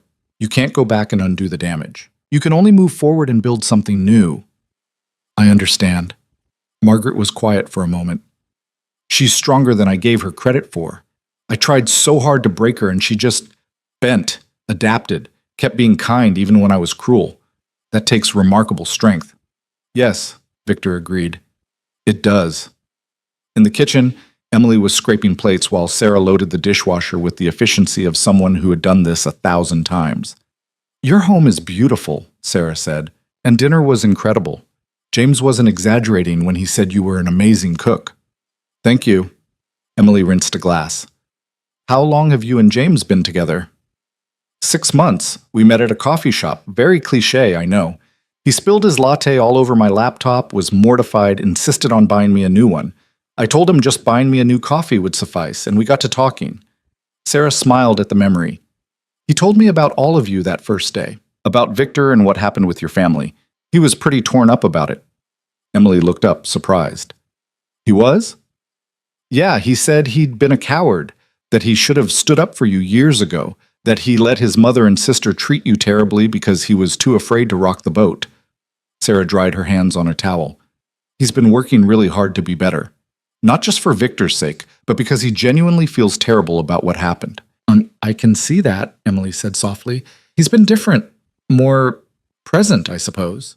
He talks about you and Victor a lot, about how happy you make his brother, how Victor used to be all sharp edges and cold strategy, but with you he actually smiles, actually laughs. Sarah leaned against the counter. For what it's worth, I think Margaret means it too. The apology, the desire to change. I know that doesn't erase what she did, but I believe she's genuine. Emily was quiet for a moment, her hands still in the soapy water. Can I ask you something? Of course. If someone hurt James the way Margaret hurt me, could you forgive them? Could you sit at a table with them and make pleasant conversation? Sarah considered the question carefully. I don't know. I'd want to because I'd want James to have his family, but forgiveness is complicated, especially when someone's been systematically cruel. She paused. I think what you're doing is incredibly brave. Opening your home, giving her a chance even though she doesn't deserve it. That takes a bigger person than I might be. It's not bravery, Emily said. It's love. I love Victor, and he loves his mother despite everything. If there's a chance they can have a real relationship, a healthy one, I want him to have that opportunity, even if it costs me something. That's still brave, Sarah said gently. Love doesn't negate courage. Sometimes it requires it. They finished the dishes in companionable silence. When they returned to the living room, Victor looked up and smiled at Emily. A real smile, warm and full of affection. She smiled back, and something in Margaret's expression shifted as she watched them. Emily, Margaret said as Emily sat down, I wanted to thank you for this evening, for opening your home to me after everything. That took grace I'm not sure I would have had in your position. Well, Emily said, settling beside Victor, we all have to start somewhere. The rest of the evening passed more easily.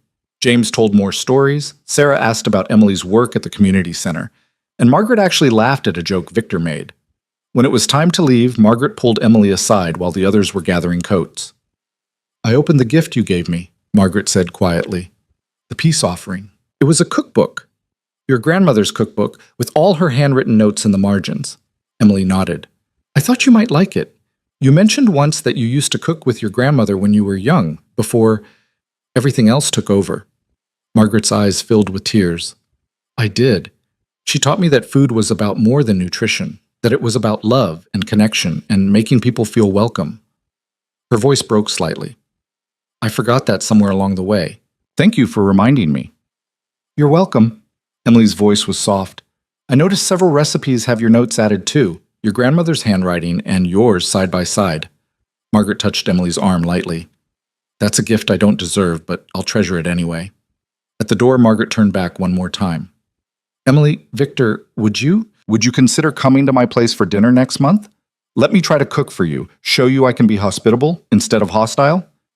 Emily looked at Victor, who gave her a small nod. Your choice. We'd like that, Emily said, as long as Catherine won't be there. She won't be. She's made her choice, and I respect it even if I don't agree with it. Margaret straightened despite her cane. It'll just be us, and James and Sarah if they'd like to come. We'd love to, James said, surprising no one. After they left, Victor and Emily stood in the entrance hall, the house suddenly quiet after the evening's noise. That went better than I expected, Emily said, leaning against him. You were amazing tonight. Gracious but not a pushover, kind but still maintaining your boundaries. Victor wrapped his arms around her. I'm proud of you. I'm proud of us. Emily pulled back to look at him.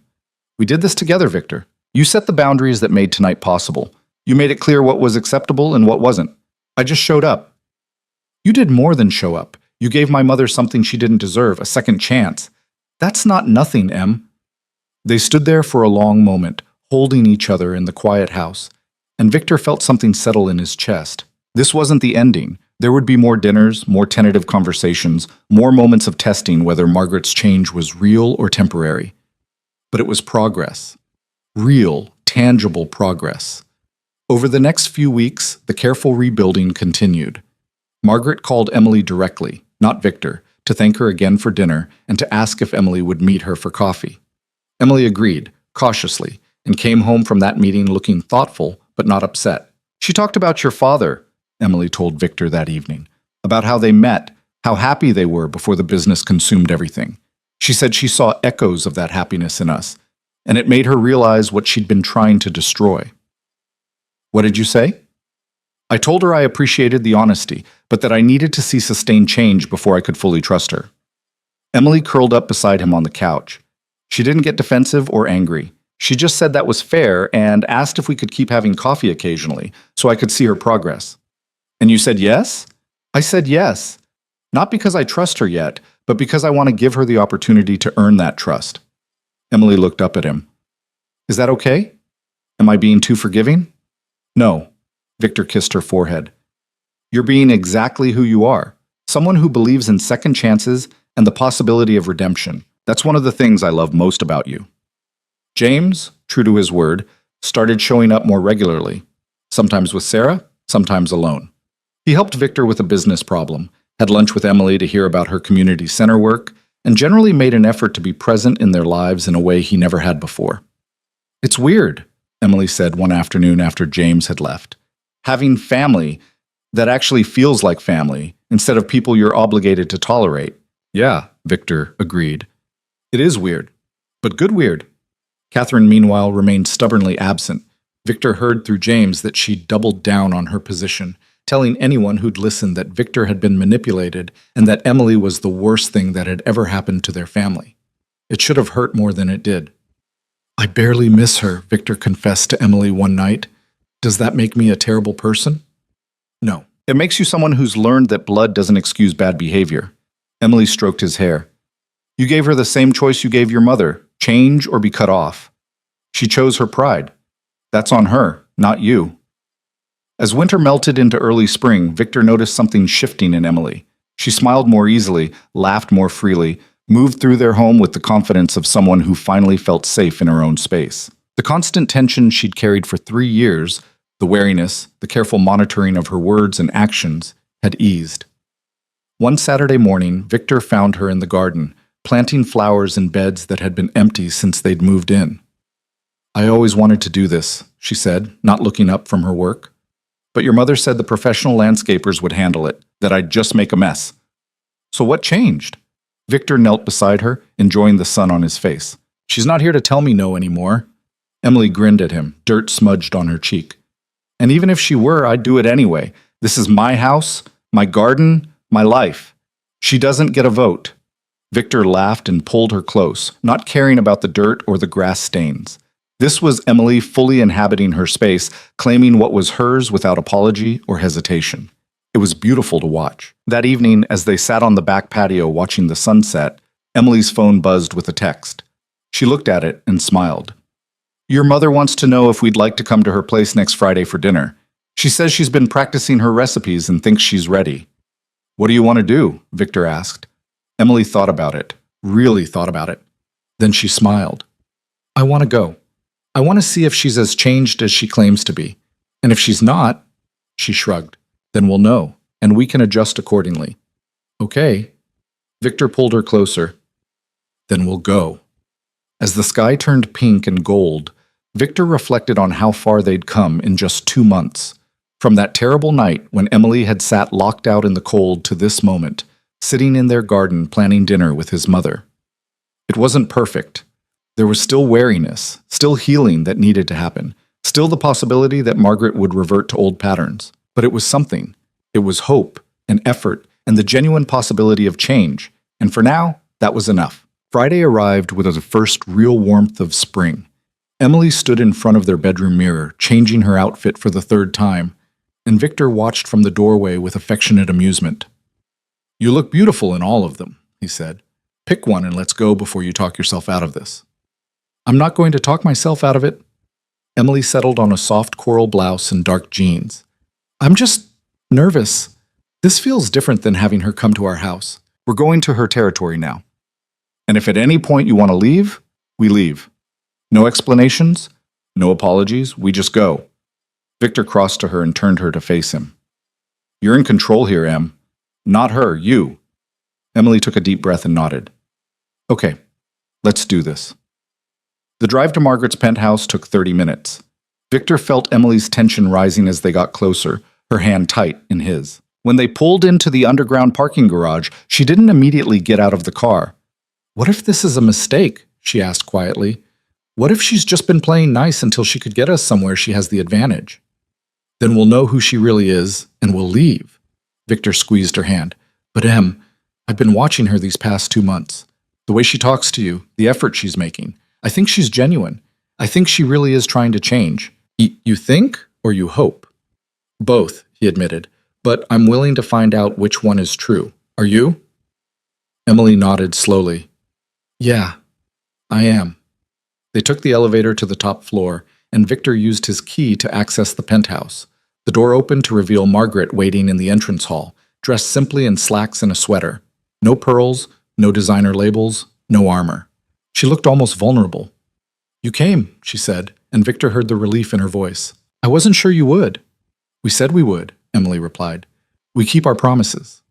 The barb was gentle but there, a reminder of all the times Margaret hadn't kept hers. To her credit, Margaret acknowledged it with a small nod. Come in, please. Dinner's almost ready. I hope you like roast chicken. I used one of the recipes from your grandmother's cookbook. The penthouse looked different than Victor remembered. Softer somehow, less like a showroom and more like an actual home. Fresh flowers in simple vases, books stacked on side tables, a throw blanket draped over the couch. Margaret saw him noticing. I've been making some changes, she said, trying to remember what a home is supposed to feel like instead of what it's supposed to look like. She gestured toward the dining room. Please, sit. Can I get you something to drink? Wine would be nice, Emily said, settling into a chair. Victor sat beside her, close enough that their shoulders touched. Margaret poured wine with slightly shaking hands and served dinner with careful attention to detail. The chicken was perfectly cooked, the vegetables roasted to caramelized sweetness, the presentation simple but elegant. It was clear she'd put genuine effort into this meal. This is delicious, Emily said after the first bite, and she sounded surprised. Thank you. Margaret's smile was tentative. Your grandmother's notes were very helpful. She had a way of making complicated recipes feel approachable. She paused. I've been cooking more these past few weeks. It's meditative, I suppose. Reminds me of who I used to be before I got so caught up in appearances. They ate in careful silence for a few minutes. Then Margaret set down her fork and looked directly at Emily. I need to tell you something. Something I should have said months ago. She took a breath. The night I locked you out wasn't spontaneous. Catherine and I planned it. We discussed it over lunch that afternoon, decided that if we could make you feel unwelcome enough, humiliated enough, you'd eventually leave on your own. We thought we were being clever, that Victor would never figure out it was deliberate. Emily's fork clattered against her plate. Victor felt his body tense, ready to stand and leave, but Emily's hand on his arm stopped him. Why are you telling me this now? Emily's voice was controlled, but Victor heard the hurt underneath. Because you deserve the truth. All of it. Not just the sanitized version I've been feeding you. Margaret's eyes were bright with unshed tears. I've been trying to rebuild trust with you by being kinder, by making effort, by showing up. But trust built on lies isn't real trust. You needed to know that it wasn't just cruelty. It was calculated, planned. We wanted to break you. You already told me that, Emily said. At our house, you said you tried to destroy me. I said the words yes, but I didn't give you the full picture. I didn't tell you about the planning, the deliberate targeting of your insecurities, the way Catherine and I would rehearse our comments to make sure they hit where they'd hurt most. Margaret's voice cracked. I didn't tell you that we laughed about it afterward, congratulated ourselves on being so clever. Victor's hands curled into fists under the table. Mother. Let me finish. Margaret held up a hand. Emily needs to hear this. She needs to know exactly what she's forgiving if she chooses to forgive me. She turned back to Emily. That night, after we locked you out, we went to Catherine's apartment. We drank champagne and talked about how cold it was, how long we thought you'd last before giving up and finding somewhere else to go. We thought it was hilarious. Emily stood abruptly, her chair scraping against the floor. Victor stood with her, ready to leave, but she just walked to the window overlooking the city. Her shoulders were rigid, her breathing careful and controlled. Margaret didn't move from her seat. I'm telling you this because I need you to understand the depth of what I did. It wasn't just thoughtlessness or prejudice or fear of losing my son. It was active, intentional cruelty, and I can't change that. I can't take it back. All I can do is acknowledge it fully and live with the knowledge that I became someone capable of that kind of calculated harm. The silence stretched, heavy and suffocating. Finally, Emily spoke, still facing the window. Why now? Why tell me this now, when things were starting to feel almost normal? Because normal built on incomplete truth isn't sustainable. Margaret's voice was quiet. I've been reading about reconciliation, about what real change looks like. Every book, every article, every expert says the same thing. You can't heal without honesty. Without the person who was harmed knowing the full extent of what was done to them. She paused. I realized I was still protecting myself by not telling you everything, still trying to control the narrative, to let you see only the parts of my cruelty that I was comfortable acknowledging. That's not change. That's just better manipulation. Emily turned from the window, and Victor saw tears streaming down her face. You're right. It is manipulation. You invited us here, fed us a nice dinner, created this warm atmosphere, and then dropped this bomb. What am I supposed to do with this, Margaret? How am I supposed to sit here and finish eating after hearing that you and Catherine laughed about leaving me in the cold? You're not. Margaret stood slowly, using her cane for support. You're supposed to be angry. You're supposed to feel betrayed that I waited this long to tell you. You're supposed to leave if that's what you need to do. She moved closer but kept distance between them. But Emily, I'm telling you now because I don't want to build a relationship on lies anymore. I don't want you to forgive someone who doesn't exist, the version of me who is just thoughtless instead of actively cruel. If you're going to forgive me, it needs to be the real me, the person who did terrible things and is trying desperately to be better. Victor watched his wife struggle with this revelation, saw the pain and anger and confusion warring on her face. He wanted to step in, to protect her, to get her out of here, but he also understood what his mother was doing. And part of him, the part that had learned negotiation and strategy from this same woman, recognized it as a power play of a different kind. Not manipulation for personal gain, but radical honesty as a foundation for something real. I need a minute, Emily said, her voice shaking. I can't be in this room right now. The study is through that door, Margaret said, pointing. Take all the time you need. I'll be here when you're ready. Emily walked out without looking at either of them. Victor started to follow, but Margaret's voice stopped him. Let her process alone. She needs to figure out what she feels without your influence or mine. You just destroyed any progress you'd made with her, Victor said, his voice hard. You know that, right? You just threw away 2 months of careful rebuilding for what? Some philosophical idea about honesty? No. I threw away a house built on sand and gave her the materials to build something on rock instead. Margaret sat back down heavily. Victor, I've been lying to myself and to Emily since the hospital. Not about wanting to change, that part is true, but about the extent of my cruelty. I've been minimizing it, telling myself and her that I was just prejudiced and thoughtless. But I wasn't. I was deliberately, calculatedly cruel, and Emily deserved to know that. Even if it cost you any relationship with her? Especially then. Margaret looked at him with an expression he'd never seen before. Complete certainty mixed with complete acceptance. I'd rather lose her honestly than keep her dishonestly. The version of me that did those things would have protected the lie to maintain the relationship. The version I'm trying to become tells the truth even when it cost everything. Victor sat slowly, trying to process what his mother had just done. It was either the bravest or most self-destructive thing he'd ever seen, and he couldn't tell which. You planned this, he said. This whole dinner, the warm atmosphere, the cooking from Emily's cookbook. You set the stage for this confession. Yes. Margaret didn't deny it. I wanted her to see that I can create warmth and welcome, that I can put effort into making her feel valued, but I also needed her to know the full truth. Both things can be real. My genuine desire to change and my past pattern of manipulation. Victor stopped, unsure how to finish the sentence. In the study, Emily paced back and forth, her mind racing. Margaret's words echoed in her head, planned it, laughed about it, congratulated ourselves. The image of Margaret and Catherine sitting in a warm apartment drinking champagne while she sat on cold stone steps made her stomach turn. But underneath the pain and anger, something else stirred. Margaret had told her this knowing it could destroy everything. knowing Emily might leave and never come back. That wasn't manipulation. That was the opposite. That was giving Emily all the information and trusting her to make her own choice.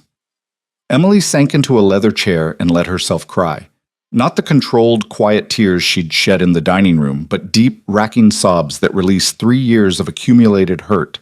She cried for the woman she'd been when she first married Victor, so hopeful and eager to be accepted. She cried for every cutting comment, every subtle insult, every moment she'd questioned her own worth.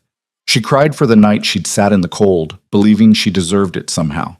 And then, when the tears finally stopped, she sat in the quiet and thought about what came next.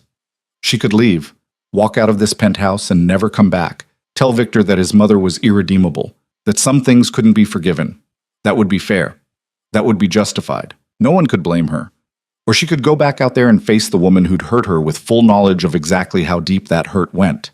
She could choose to believe that Margaret's confession was what it appeared to be, an attempt at radical honesty as a foundation for real change. Emily thought about the cookbook Margaret had mentioned using, with its handwritten notes from 2 generations of women. She thought about the simple warmth of the penthouse, so different from its usual cold elegance. She thought about Margaret's tears when she confessed what she'd done. She thought about Victor, sitting out there, probably torn between defending her and understanding what his mother was trying to do. And she thought about who she wanted to be. Not the woman who'd sat quietly while being torn down, but also not the woman who let past hurt define all future possibilities. She wanted to be someone who could face hard truths and still choose hope, someone who could acknowledge pain without being destroyed by it. The decision, when it came, felt both terrifying and right. Emily stood, wiped her eyes, and walked back to the dining room. Margaret and Victor both looked up as she entered, their faces tense with worry. "I need to say something," Emily said, still standing, "and I need you both to let me finish without interrupting." They nodded. "What you did was monstrous," Emily said, looking directly at Margaret. "Planning to humiliate me, targeting my insecurities, laughing about it afterward, that was monstrous. And hearing about it tonight hurt almost as much as living through it did." She paused, gathering her thoughts. "But telling me about it, knowing it could cost you everything, knowing I might walk out and never come back, that took courage. Real courage, not the fake kind where you do something hard but safe. You did something hard and dangerous, and you did it because you believe I deserve the truth." Margaret's eyes were wet, but she said nothing. "I'm not going to tell you it's okay because it's not. I'm not going to say I forgive you completely because I don't, not yet." Emily's voice was steady now. "But I am going to stay for dinner. I'm going to sit down and eat the food you made from my grandmother's cookbook, and I'm going to give you the chance to prove that the person who confessed tonight is stronger than the person who did those things." "Emily," Margaret's voice broke. "I'm not finished." Emily held up a hand. "If we're going to do this, if we're going to actually build a real relationship instead of a polite pretense, then we need rules. Real ones, not the unspoken kind that I always manage to break." "What rules?" Victor asked quietly. "No more secrets. If you have something to say about me, you say it to me, not behind my back. If I do something that bothers you, you tell me directly instead of making cutting comments." Emily looked between them. "And if at any point this becomes too hard, if the old patterns start creeping back, we acknowledge it immediately, no letting things fester for years." "I can agree to that," Margaret said immediately. "Good. Because I can't do this halfway. I can't be constantly wondering if you're being genuine or just playing nice until you can hurt me again." Emily sat down, and Victor took her hand under the table. "I need to know that when you smile at me, it's real. When you give me advice, it's because you actually care, not because you want to point out my failings. Can you do that?" Margaret was quiet for a long moment, and Emily saw her really considering the question instead of just agreeing automatically. "I don't know," Margaret finally said. "I want to say yes, but the truth is I've spent 60 years communicating through subtext and subtle digs. I'm trying to change that, but I'm going to make mistakes. I'm going to slip back into old patterns sometimes." She paused. "What I can promise is that when I do, I'll own it. I'll apologize without making excuses, and I'll keep trying. That's all I can ask for." Emily picked up her fork. "Now, can we please finish this dinner before it gets cold?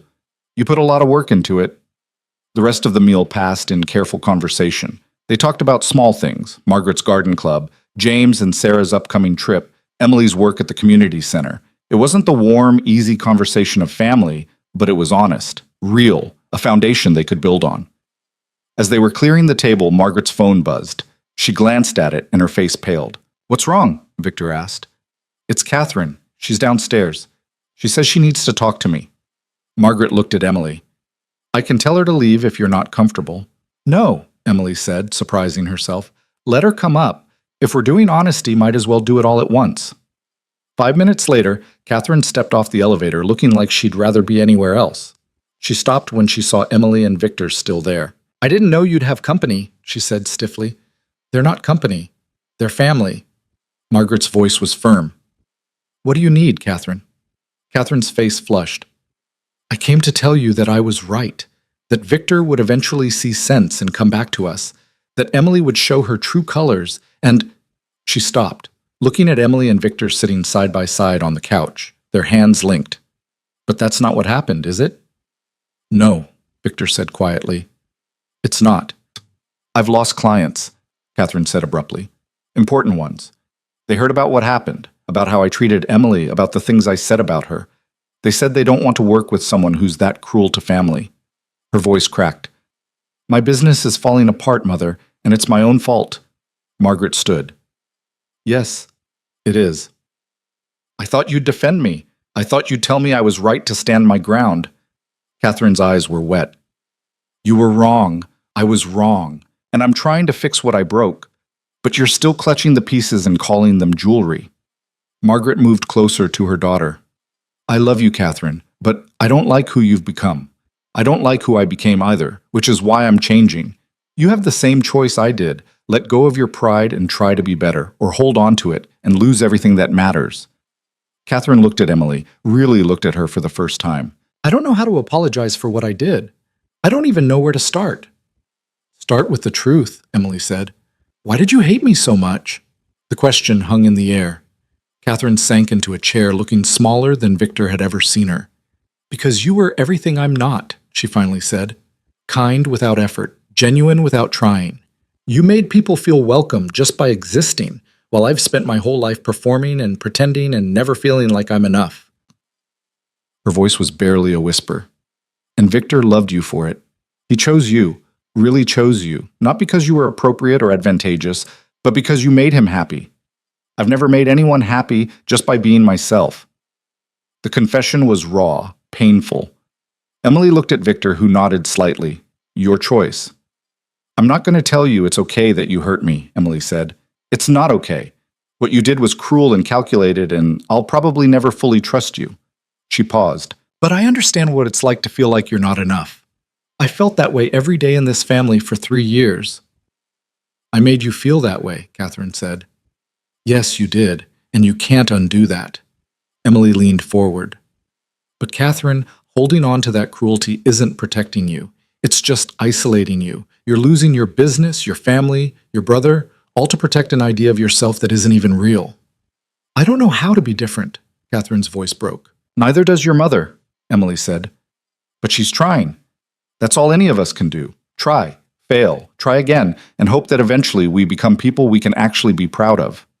Catherine looked at Margaret, who nodded. "It's true. I fail at this new version of myself constantly, but Emily and Victor are patient with me, and I'm learning." She moved to sit beside her daughter. "I'll be patient with you too if you're willing to actually try instead of just defending your pride." The silence that followed was heavy with possibility.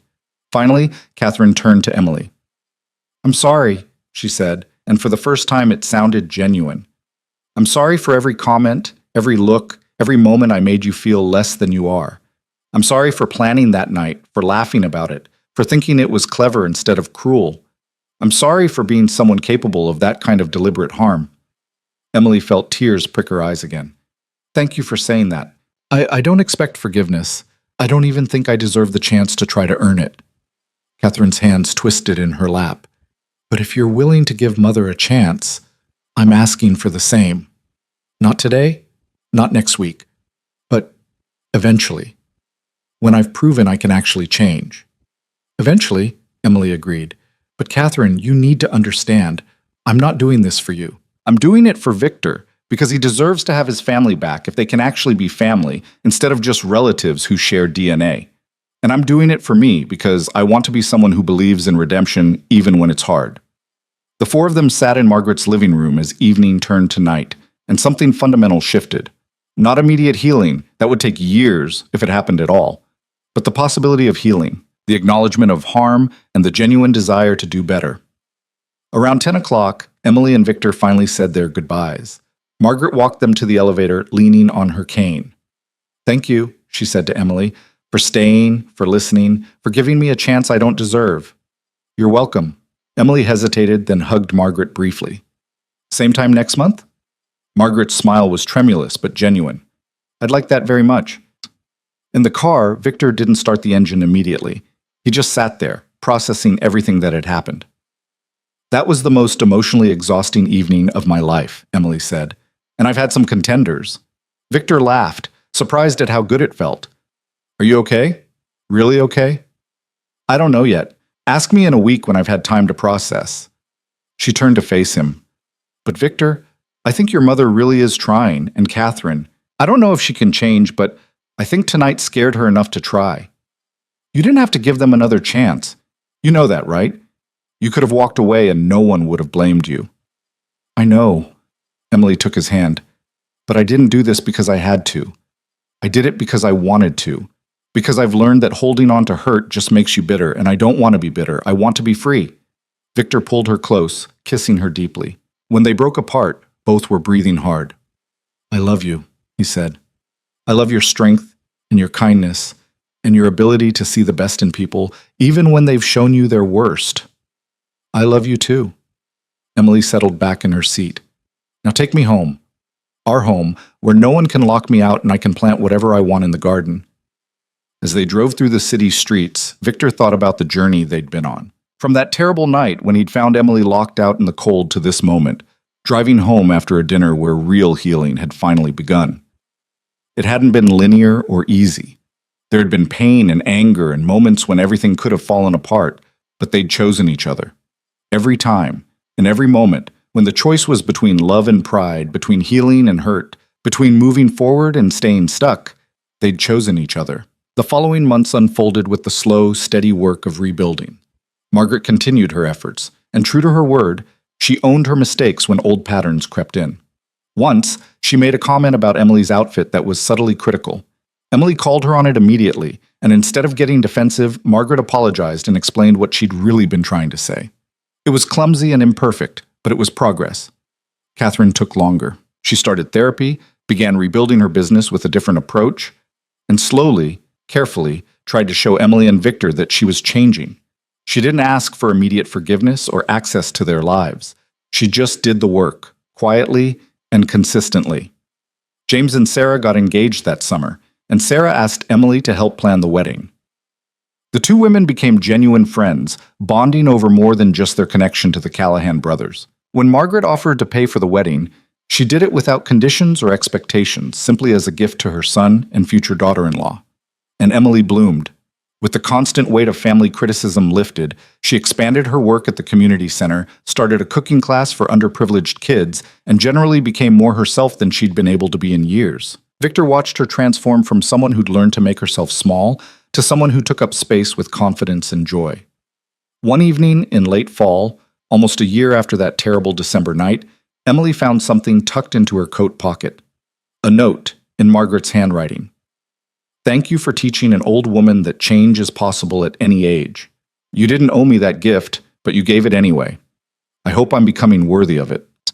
Emily showed it to Victor that night, and he pulled her close. "You know what the amazing thing is," he said. "You saved my whole family by refusing to let them destroy you. You could have walked away, let them tear themselves apart, kept me isolated from them forever, but you chose grace instead." "I chose us," Emily corrected.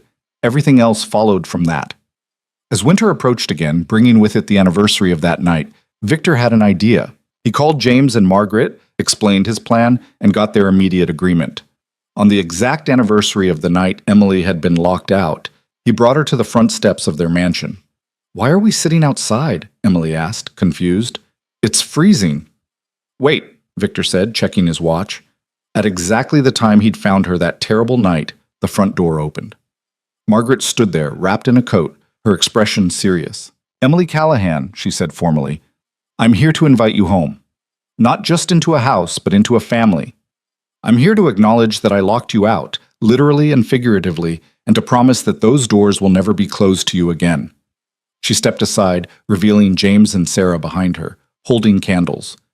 "We're all here to say that you're not just tolerated or accepted, you're wanted, you're valued, you're home." Emily's eyes filled with tears. Victor helped her to her feet and they walked up the steps together. Margaret met them at the door and for the first time embraced Emily fully and without reservation. "Welcome home," she whispered. "Welcome home, daughter." Inside, the house was lit with dozens of candles. The table was set for a family dinner, but this time there was no tension, no hidden agenda. Just people who'd hurt each other learning to heal, learning to be family for real instead of just in name. Catherine arrived last, hesitant at the door. Emily saw her, and after a moment's consideration, crossed to her. "Come in," Emily said. "There's a seat for you too if you want it." Catherine's face crumpled. "I want it. I want it so much." That dinner was everything the others hadn't been, warm, genuine, full of laughter and stories, and the kind of easy conversation that comes when people finally feel safe with each other. Margaret told stories about Victor and James as children that made everyone laugh. Sarah shared embarrassing tales about James that made him blush. Catherine, carefully and with obvious effort, complimented Emily's cooking without any undertone of criticism, and Victor sat back and watched his wife, the woman who'd survived years of calculated cruelty and emerged not bitter but gracious, not broken but strong, surrounded by the family that had once tried to destroy her and now, finally, genuinely loved her. Later that night, after everyone had gone home and the house was quiet again, Emily and Victor stood on the front steps one more time. "A year ago, I sat here alone in the cold, wondering if I'd ever be enough for your family," Emily said softly. "Now I know the truth." "What's that?" Victor asked. "I was always enough. They were the ones who needed to change, not me." She leaned into him, and the really amazing thing is that they did. It took almost losing everything, but they actually did. "You gave them that chance. You could have written them off forever." "No, I gave us that chance. There's a difference." Emily turned to face him fully. "I didn't do this for them, Victor. I did it for you because you deserve to have your family back if they could be worthy of you. And I did it for me because I needed to prove to myself that I could face the people who hurt me and not be destroyed by it." Victor kissed her under the stars, on the steps where she'd once sat alone and cold, and felt everything come full circle. From that terrible night to this moment of genuine peace, they'd fought for each other, for their love, for the possibility that people could actually change. And they had. Not perfectly, not without scars, but genuinely. Margaret was different, softer, more honest, more willing to admit when she was wrong. Catherine was trying, slowly building back the bridges she'd burned. James had become a true brother instead of a silent bystander. And Emily, beautiful Emily, had shown them all what real strength looked like. "Come on," Emily said, taking his hand. "Let's go inside. It's cold out here." "It is," Victor agreed. "But this time you have the key." Emily smiled and pulled out her key, the one that had always been hers, even when others had tried to lock her out. She opened the door to their home, their sanctuary, the place they'd built together despite everything that tried to tear them apart. And together, they walked inside. The door closed behind them, shutting out the cold December night, and through the window, the light from within glowed warm and golden and full of promise. Inside, a family that had nearly destroyed itself was learning to heal. Inside, a woman who'd been told she wasn't enough was finally, completely home. And in that moment, surrounded by warmth and love and the hard-won peace of people who'd fought for each other and won, everything was exactly as it should be. The story that had begun with cruelty and cold and a woman locked out of her own home ended with warmth and healing and doors that would never close against her again. It ended with a Mafia boss who'd learned that his greatest strength wasn't in inspiring fear, but in choosing love. It ended with a family rebuilt not on blood and obligation, but on genuine effort and grace. It ended, as all the best stories do, with hope for tomorrow and gratitude for today, and the certain knowledge that love, when chosen consistently and protected fiercely, could survive anything. Even winter nights, even locked doors, even cruelty disguised as family loyalty. Love survived, and in surviving it transformed everything it touched.